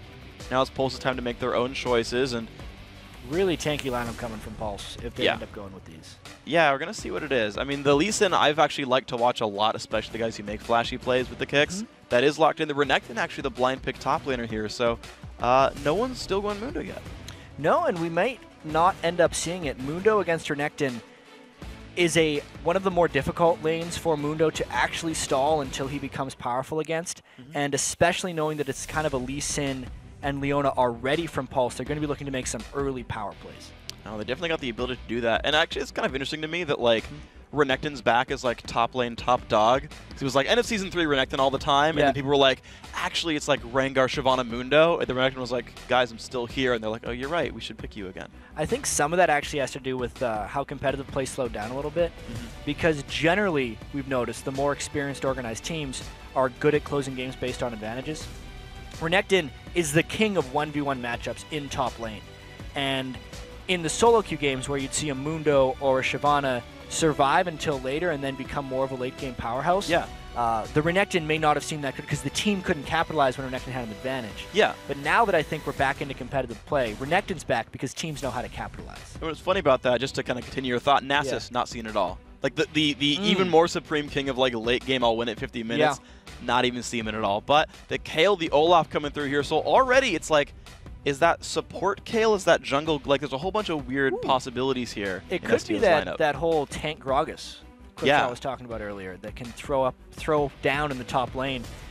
If he's no, that doesn't make any sense. Jungle Gragas could be the case here. We'd have a top lane Olaf. Yeah. Pick an Eve though. Top lane Kayle I've seen as well. So if the Eve goes through, it's almost definitely support Kayle. What does this STO team have planned for us, Freak? Support Kayle I want to feel like I've seen before. And I almost saw Xerath yesterday, but it got banned away. Yeah.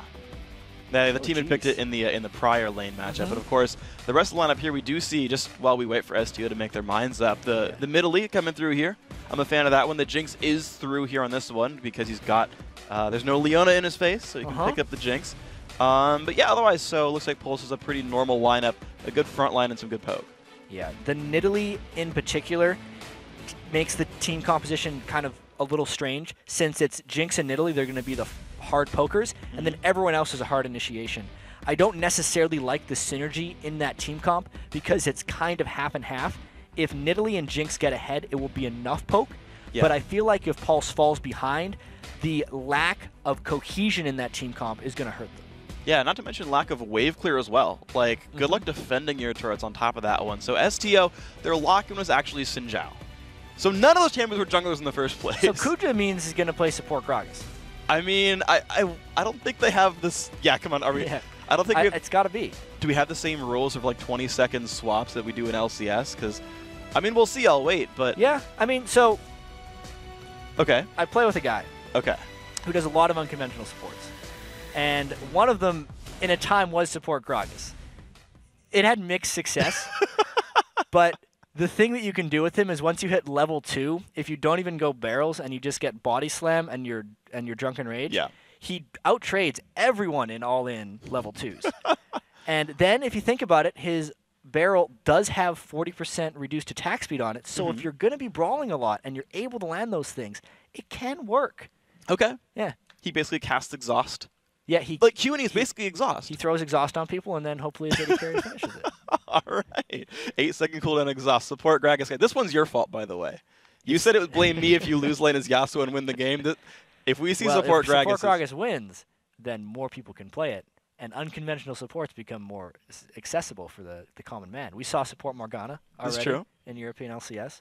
I like the way this is going. You know, support Annie didn't used to be a thing either. Exactly. There was actually... I was checking back... This is old preparation for North American LCS, but there was only one person who played Annie in North American LCS last split, and it was actually X Special played Annie with Xin Zhao in the bottom lane in that game. And that was the only support Annie anyone played until Tabe did.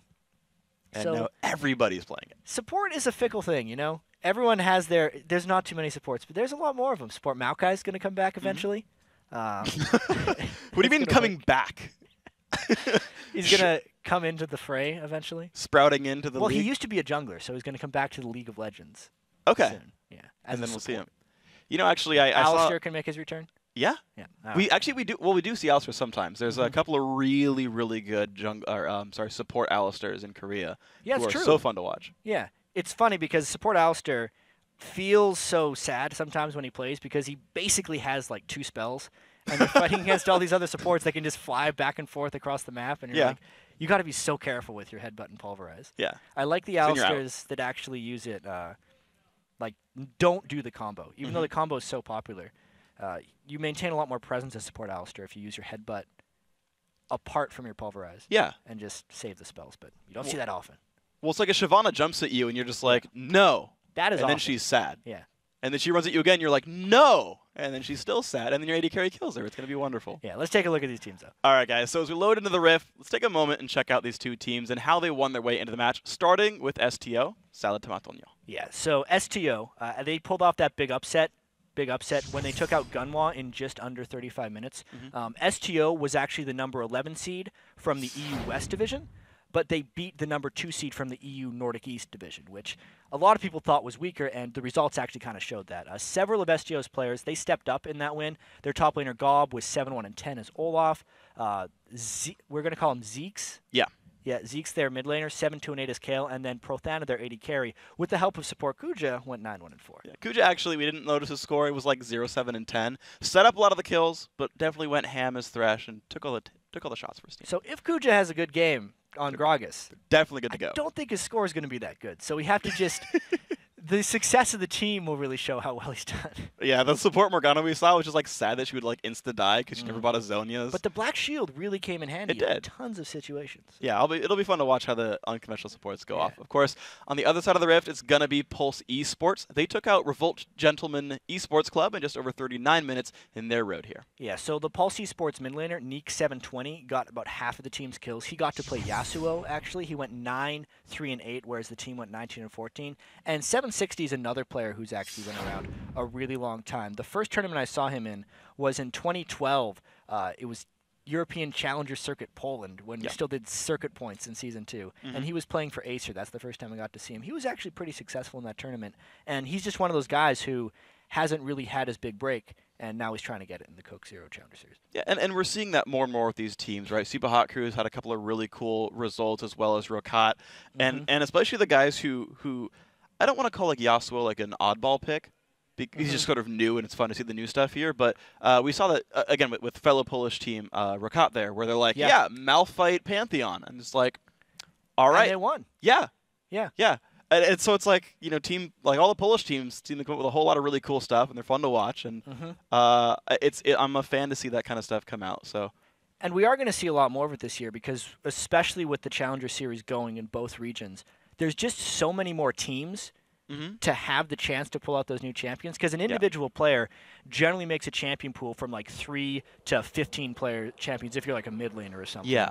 But the fact that we kind of have double the teams now that are playing, those individual champion pools will have more variance overall. And that's when we're going to get to see the support Gragas's or the mid lane Pantheons. And of course, the mid lane Kayle, not as uncommon anymore, but that is, of course, the pick that we got through here for Zeke. So, on to the Rift we go. STO in the red, I guess, matching the color of tomatoes. I can't be sad on that one. Pulse up in the blue. Let's see where they go. Right now, they're really just kind of spreading out. Two, actually, the one thing I want to point out, though, is STO starting with 2 red trinkets. That is actually fairly uncommon.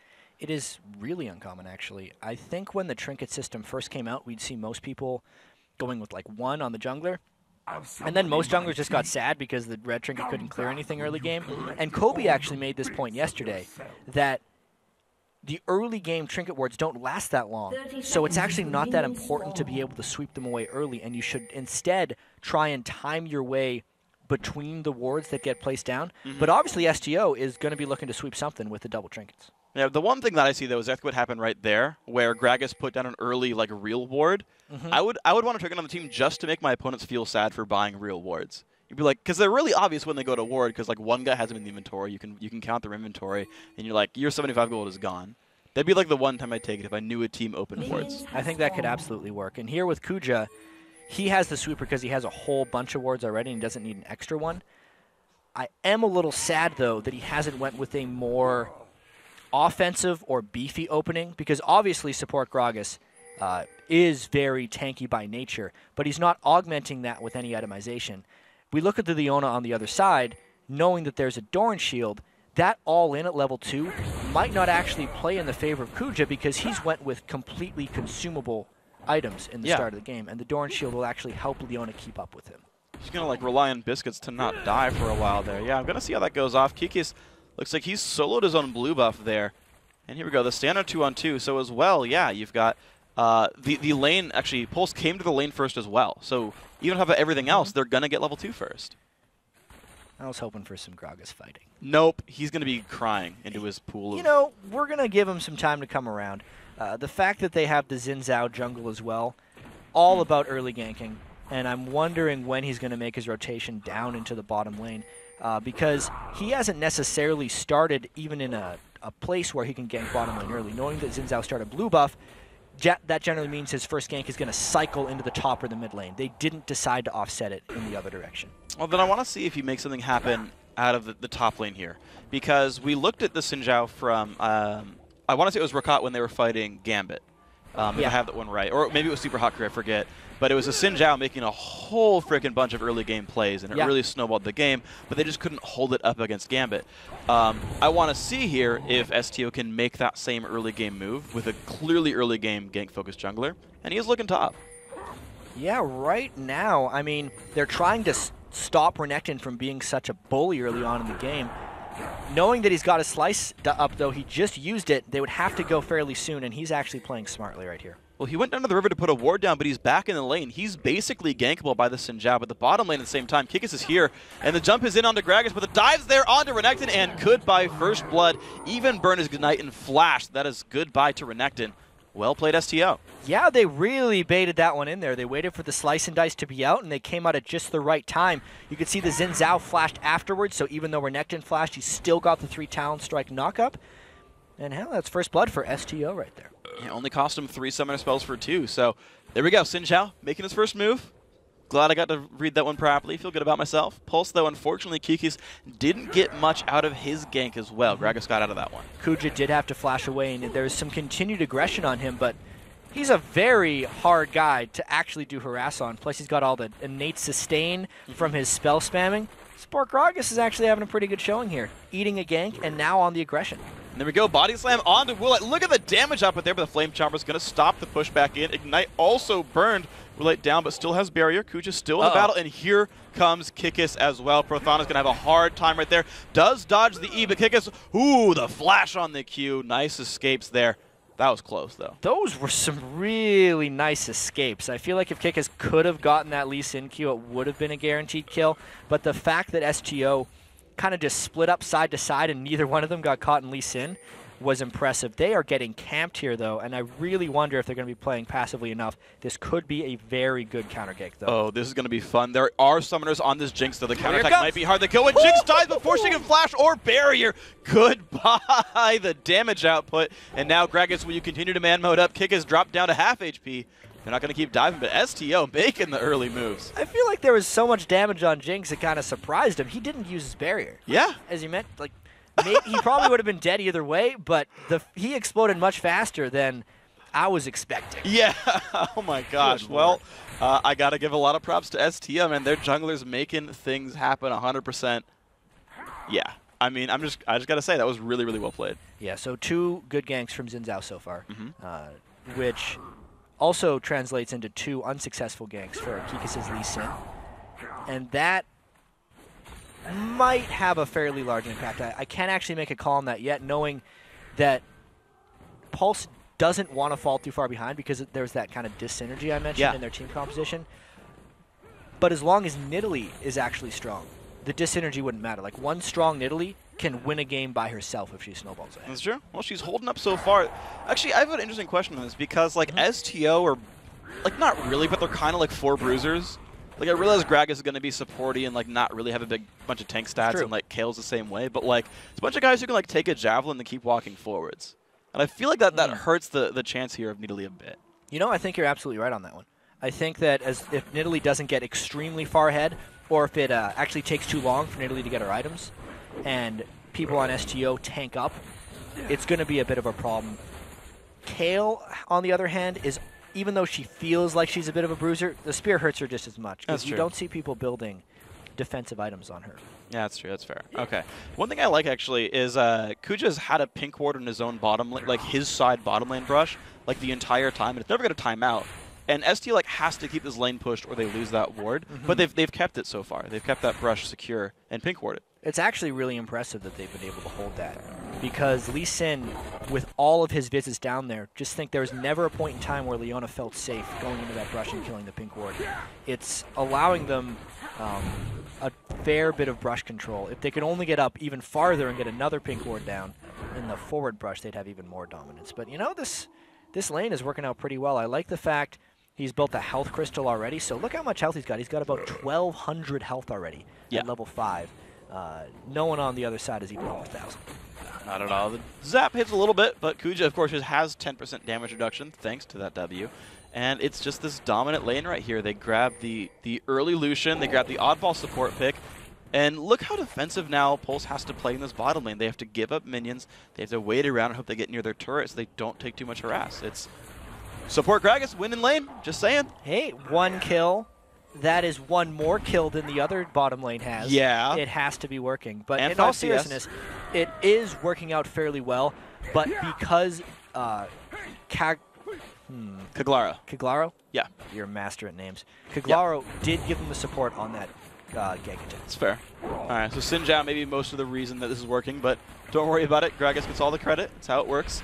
Buff's just getting traded around right now by these junglers. Nothing too major happening. The mid laners got blue buffs. Actually, yeah, mid laners would have got blue buffs by now.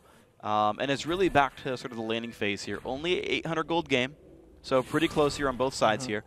No dragon attempts either, and no really major turret pushes. So we've slowed down until we see another jungle gank maybe. Yeah, a lot of that had to do with the fact that we had conventional straight-up lanes. Renekton in the top lane, though, has actually not done anything to create an early advantage over Olaf because Xin Zhao has had so much presence. This is really going to help STO as this lane moves farther and farther, because if Olaf gets ahead of Renekton, Renekton has a really hard time becoming involved in any facet of the game. And Gob is just sitting here. I think he's maxing Reckless Swing, actually, just trying to chunk the health bar lower and lower on Jokies, just to make some kind of like dive even easier, actually, as they go through in this one. And you're seeing like the lane is, he's not even like freezing it for Xin Zhao. Xin Zhao pulled into the brush right here, but like it's not the same bait like last time where it's clearly going to shove into his turret. Yeah, this is one of those things where he's actually hoping that Lee Sin ganks, and it's going to end up wasting his time, I think. There's not a very likely chance that Renekton would just decide to get aggressive all of a sudden without backup. Yeah, so nothing at all. These guys basically... I think we're just going to start counting how long it takes for Xin Zhao to realize nothing's happening right here. He's started recalling twice. This is his second recall attempt right here. Finally, the lane unfreezes. It took this long. Go. Yeah, and at this point, they're pretty certain that either Lee Sin isn't there or that they could just win a 2v2 because Gob and Kaglara are just so much healthier overall that even if a full health Lee Sin came in, they would be absolutely okay. Even the items, it's just 2 Doran's items. The slow does land on a Jokies, forces the flash, and they're just going to go. No, they're not. Okay, no knockup, but it does force the flash out of this one. But Kikis has been spending his time bottom lane, and Pulse finally got control of the bottom lane as well. Oh, I take that back. Okay, never mind, nothing happened.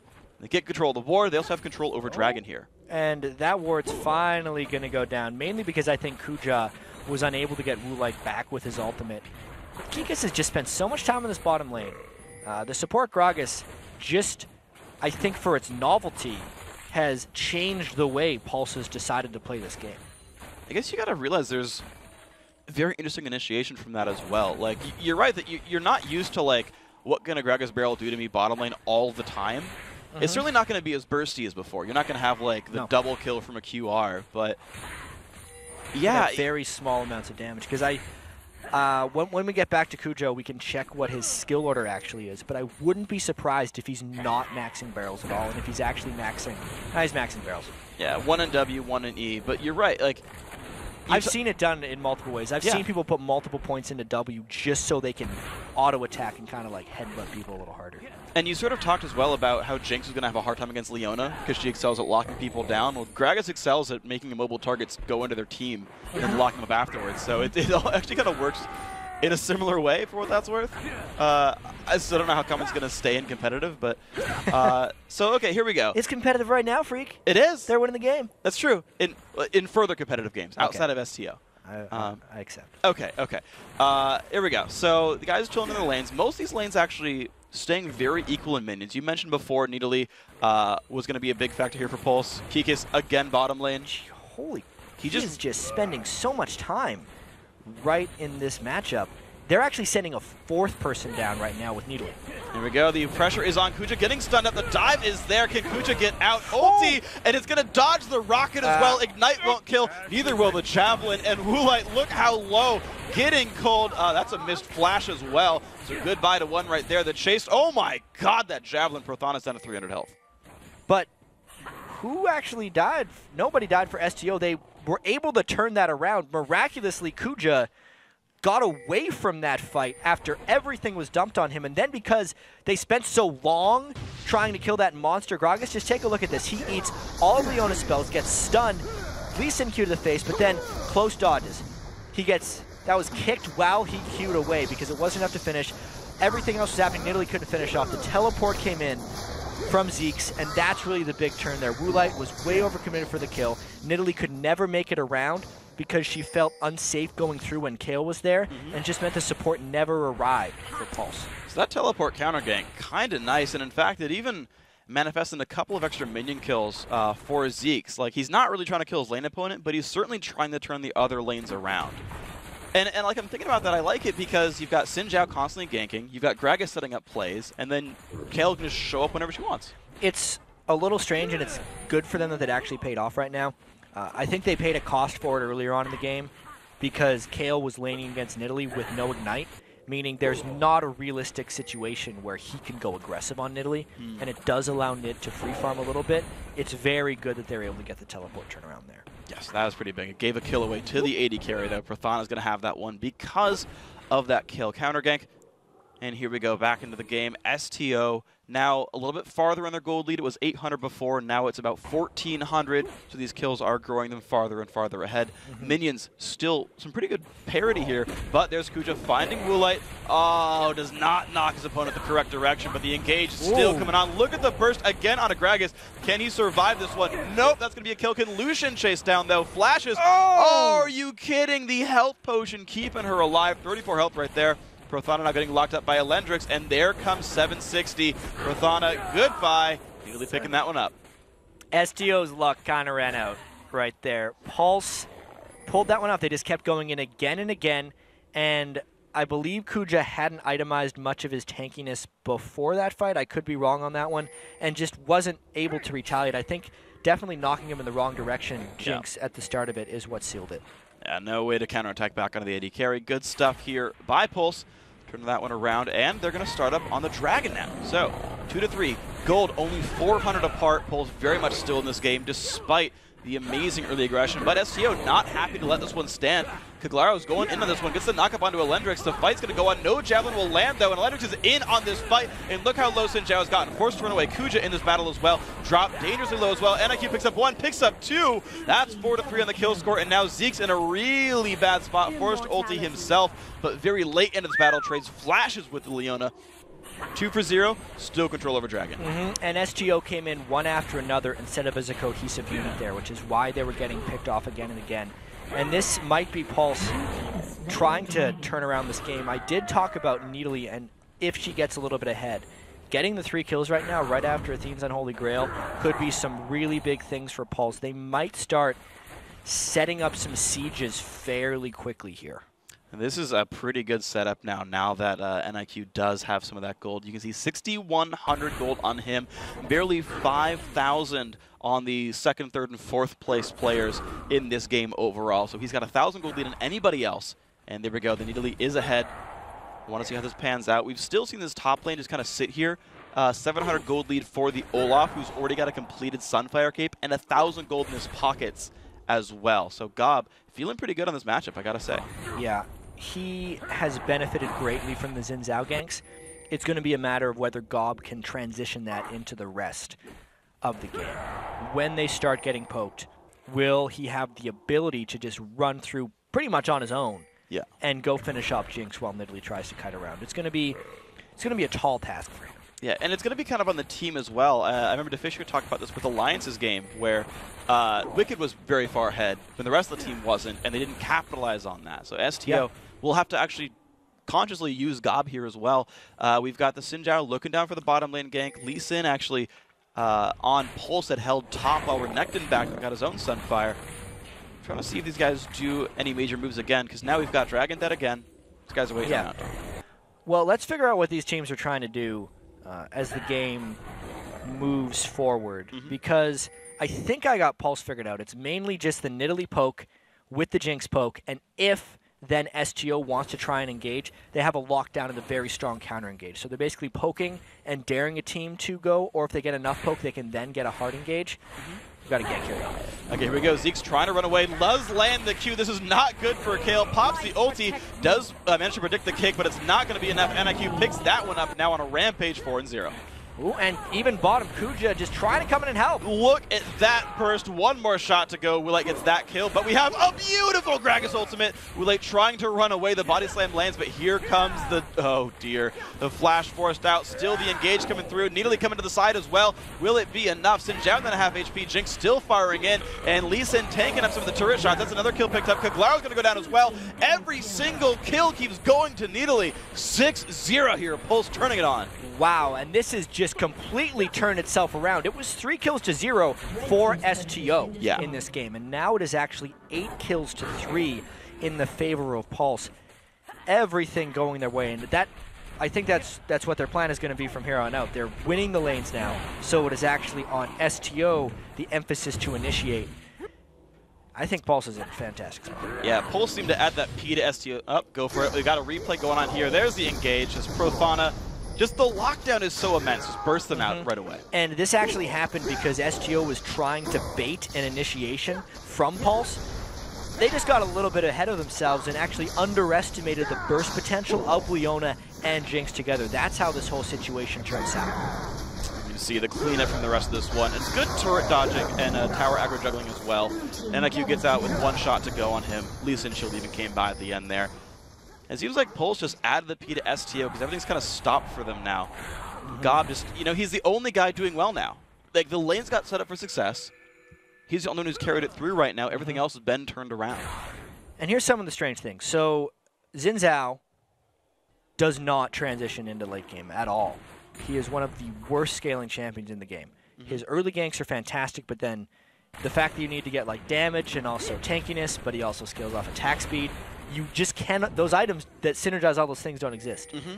So he is struggling. However, Kale is one of the most powerful late game champions in the game when the game gets extremely late. So STO is kind of caught between 2 types of game plans right now, where Xin Zhao is feeling a need to kind of take over the game a little bit, whereas Kale with the teleport has just been in a passing laning phase the whole game, and the combination of those 2 is not working out. Yeah, we've really only seen that 1 teleport gank anyway, so not turning around much anymore. I think they really could have used the kill maybe in that last fight to make something happen a bit better. Of course, that didn't happen here just yet. So, the Nidalee, of course, has turned on 6-0. Actually, that was just a Javelin just striking down Kale to 1/3 HP, and it's going to give them the mid lane turret here for Pulse. Of course, top lane was answered back, but you're right, Pulse looking really good right here. 4,500 gold also putting them ahead. Yeah, and this is the siege that they want to pull off right now. They're going to try and poke with as many Nidalee spears as possible. STO's seen this coming from a mile away, though, and they're trying to initiate from the back. They have a bit of a numbers advantage, I feel, as well. There comes the rest of them. Nope, good fight to Kaglaro. Gob, first ult and run away. Is Kuja going to get caught a little bit here, actually? Half HP. There's the jump in. Kaleb's going to keep him alive for a little bit longer, but that's still Kuja going down 2 for nothing. That flank did not work. That was the saddest flank I have seen in quite some time. Pulse was all over top of them. Elendix on his Leona locked them down before they got there. And it ended up just being Olaf trying to run to safety, and they lost the turret anyway. Yeah, they took it down. So Pulse, they got a couple of kills into their belts.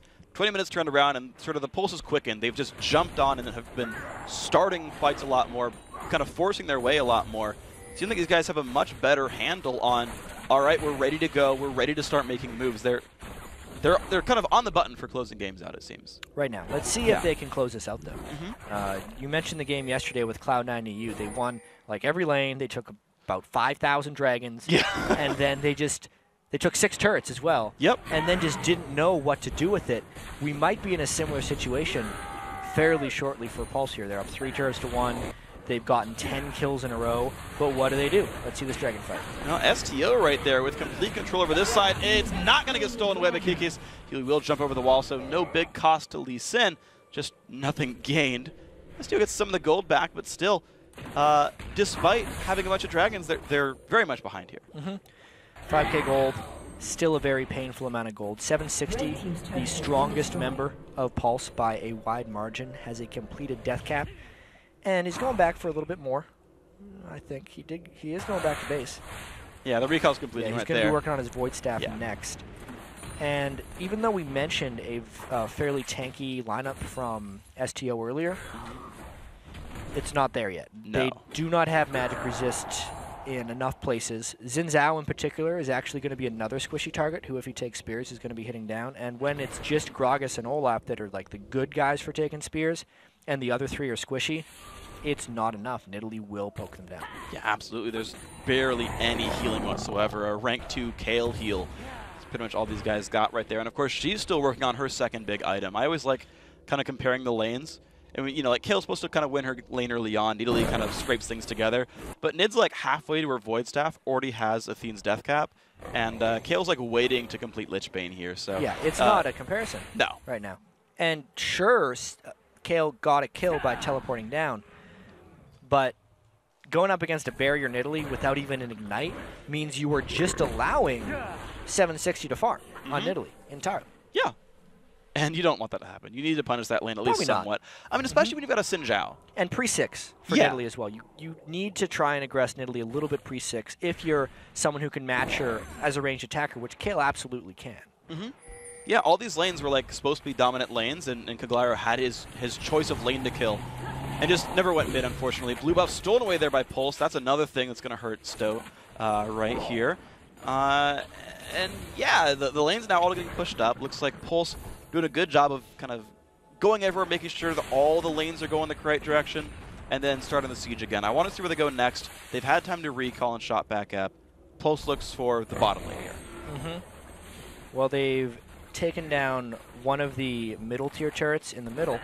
Now they're actually going bot lane, and I actually do feel like with the inhibitor changes to the game where it's just the one lane that has super minions coming through, I think this lane is the most important lane to actually get the inhibitor down in first, because it puts the most barren pressure on the enemy team. That was a lot of damage. That was a lot of damage. That hurt a little bit. He nearly one-shot Prathana. Safe to say Nidalee is in that place right now. Yes. Where she kind of wins the game for her. Yep. Let's see if they can do it. All right, here we go. Bottom lane, 25 minutes in, 10-3, 7,000 gold, a whole bunch of numbers, meaning, yes, Pulse are winning this game right there. A little bit of poke on Nakuja. Doesn't matter too much just yet. Lee Sin Q, not the same as Nidalee Q. Bit difference there. Slightly less potent. Slightly. But one lets you jump forward and kick them backwards, which is also cool. And we have to remember that these are very important games for these teams. Oh, yeah. It's a best of one right now to see if they get to move on to the next round. Huge stuff. Huge, absolutely. And yeah, top 8 becomes best of 3s. Start getting challenger points. That is the system where you actually qualify for the promo tournament. You might be seeing the winner of this team in 10 weeks' time playing for a spot in the LCS. This is how they get there. Yeah, but the good news is there's actually kind of 2 challenger series for every LCS split, so they have multiple chances to get in throughout. Yeah, even if you lose here, you go back to Rank 5's ladder. They just reset today, actually. So if you want to be here, ladder's reset, go play Rank 5s. We'll see you in about 5 weeks if you make it. And it's important to note that most of these teams who qualified, they all made it through Rank 5s. Yes. Right? So finally, I've been wanting Rank 5s to have this competitive edge for like 3 years, because it used to be that very high-rated Ranked 5s, people were saying, well, why don't you just scrim? And I was like, because I just want a ladder. I just want to queue up, get a random 5 people I'm against, and just go and play. And this Challenger League really encourages these teams to do so. And these are the champions of Ranked 5s, and that's why we see them here. And it's fun to see, like, the ease of putting them together is so much easier as well. Like, putting a scrim together, finding a team that's worth scrimming, like, that's all kind of difficult as well. It's like, hey, CLG, you want to play us random 5 people? And you're like, why do we care? But here it's like, well, they're all going to try really hard. They're all going to put teams together. Like, we've seen some very successful teams with just really good solo queue players saying, let's just run for it. Like, just make a team and play, no opportunity cost. And we're seeing teams try this out right here. I like it a lot. Yeah, so it's Pulse that is now just putting a lot of pressure on the top lane. SGO's getting something back, but it's just indefensible turrets, I think. It's generally a smart turret for Kale to take that down because they weren't going to be able to defend the outer turret. Yeah, so a good pickup there, at least by STO, but of course Pulse, there is those magical 6 turrets, the ones that you tend to get by just trying kind of hard as the winning team. So here's the test. Okay, so Javelin's hurt. That might be all it takes for them to pass the test. Oh, can you get in past this? Can you get past the 6 turrets? This is the final wall of defense, and it is only a 7,000 gold lead, and Kale does have the Lichbane, which is an incredibly potent item for her. Renekton is yet to have a big impact, but he does have kind of the key items that he would like to have. Sunfire and Visage, yeah, he's pretty happy. They want to take the test later. Yeah, okay, they're gonna get it later. They're gonna wait for finals. This is just midterm. They decided they're just gonna wait. No biggie here. Looks like they're grouping back towards mid, and I do want to point out Pulse have taken control over the topside jungle. There's a whole lot of blue wards over there, so they see the route around Baron. They see that whole sort of area. Dragon up in 8 seconds. That's pretty much free for these guys. I don't see it being contested. So Pulse at least is doing some like bookkeeping. Yes. And then they'll be like, all right, we'll try again when we have a little bit more gold. And so the average level on their team is around 13 or 14, so Dragon is close to its max amount of gold. one thing that has changed in the Dragon with the 2014 season, I know most of you guys have probably gotten used to it at this point, but the Dragon's level actually scales throughout the game based on the average level in the game. And it caps at level 15, starts scaling up at level 6. And when Dragon is at its max level, it gives 260 gold a person. Yeah. Which if you really start like thinking about, is 2 to 3 kills. Which I would say it's a rather important objective. And knowing that Pulse is already ahead, as long as they're keeping studious bookkeeping timers on that thing, they're getting kills for that. Yeah, and think about it as well. That's 40 less gold per person than Baron. Yeah, like exactly. I mean, you think taking Baron's a big gold swing. Like, Dragon's basically there come late game. The other mechanic I like mentioning as well with this one, since we're waiting for the pressure to start back up, is it gives bonus XP if you're lower level than Dragon. If you're there around Dragon and it dies, it'll give you a bunch more experience. So, like, again, if STO takes it, for example, they'll catch up in levels pretty frequently. So you'll hear us talk about trying to keep it off the table as a counterattack or a comeback mechanism as well. So Olaf did have to use his ultimate right there. I wonder if Pulse is going to try and pull something aggressive off this. I think a more experienced team or an LCS team would try and push something almost immediately. The fear, though, is that they... Here, I saw the Gragas, and I was like, they can't do Baron because there's a Gragas on the other team. The same thought. But they can do Baron because that Gragas doesn't do any damage. It's Mikhail's Crucible Gragas. He'll heal you, which doesn't help you steal Baron, but for what it's worth. There we go. Baron is being started. Giant Nidalee Javelins helping that one as well. I like the attack speed given to Jinx as well. They're in a really dangerous spot right here. Here comes the jump in. Willet's going to be under fire, but does have flash. Jumps over the wall, but now is kind of isolated against Baron right here. STO is taking control of that side of the map. The culling comes across, only helps deal damage to Baron, though, and a Javelin is Prothana. Pulse don't get anything from this. Yeah, I think that was a sloppy Baron by Pulse, but they're going to try and kind of salvage that afterwards. The fact that Jinx and Nidalee... Oh! Okay. That worked. Salvage operation kind of starting. The 4th death comes down for Xin Zhao, and they're going to try the repeat knowing there is no smite that can stop them. This time, though, notice how everyone on Pulse comes around the Baron pit, so they don't have to do that awkward over and back in the walls. And look what just happened as well. STO basically given this up. Kayle ran bottom lane. The Lucian's over by Wolves as well. No contest whatsoever. Pulse, nice Baron picked up, 11-3. These guys looking pretty good now. Yeah, they might actually pull us into a push right away. You can see, even though they have a lot of gold, 1,700 even on Leona and 1,000 on pretty much everyone else, they're going to go straight up the mid lane because they saw Kayle bottom, they want to get her out of there, and they think they can make something happen on this push. We got about 5 seconds. The turret is going to go down. None of the Javelins land just yet, but Inhibitor completely there's Baron buff, giving them the control. Pulse taking this one now. 11-3 in kills. Mid lane turret and Inhib are gone. They got a Baron buff for 3 more minutes. So, they ate their Wheaties, they got the Baron, and they passed the test. Yes. That's a really big move for Pulse at this point. I feel like Nidalee has made it to the point where she takes over the game. Just a couple of spears has all this really happened because they haven't had real fights. This is what happens when a Nidalee gets really far ahead in a game. Is even though everyone else is there and kind of dissuading people from overcommitting and going all in, it is all about those javelins because they are literally taking 75% of someone's health from one hit. Yeah, you saw her kill the jungler from like half. Like melee frontliner tank bro with an ancient golem and now a giant's belt as well. Here we go. Okay, so bookkeeping by Pulse. They got the Baron buff. You said they had about 3,000 gold or 1,000 gold in their pockets apiece. Got another turret kill as well, and it's like, all right, let's spend our money, get our items. We're gonna start again in a bit. Top lane's already pushing in with minions. Mid lane looks like NIQ is gonna go there. Kills minions pretty quickly. Good job. Javelin hit that one. But the rest of the team's looking for bottom lane now. Yep, the most important inhibitor, as I like to call it. But they already have the middle inhibitor down. I think really Pulse has played everything but the early game here at a really high level. I think they've done most of their rotations proper. They haven't made mistakes other than that one little slow Baron, which ended up giving them Baron anyway. And they're really making STO pay for all of their mistakes. And here we go, the bottom lane siege now. The next sort of chapter in their book, if you will. They've got the mid inhibitor that's going to start spawning minions. Top lane actually is pushing in towards them, but Pulse don't care too much about that one. Instead, they still look for this one. Now, the Banshees did get popped off of Jinx right there, so she is Gragasable, theoretically, if that's going to be STO's way in. It's probably the most likely one. Does go for the body slam. Doesn't land much after it. Does get a Gregor's barrel there. Doesn't get much. The ulti comes across. That's almost the kill. Forced to McHale's himself. And now Woolite under a bit of damage. Oh my god. Goodbye, Prothana. Javelin takes him down. And this is going to be a slaughter right there. Pulse comes in. Caglaro goes down 2-0 so far. And the dive is still on. They're diving in towards Kale. She's not going to go down just yet. Actually, Zeeks hasn't even popped his ulti at anyone yet. No. Who needs it at this point? He has just done very good work here. I mean, it's because you can't necessarily ulti a spear. That's what's been getting most of these kills. It doesn't quite work right there for Zeeks, and he gets caught on. Maybe we'll see an ultimate, but they're just losing by so much.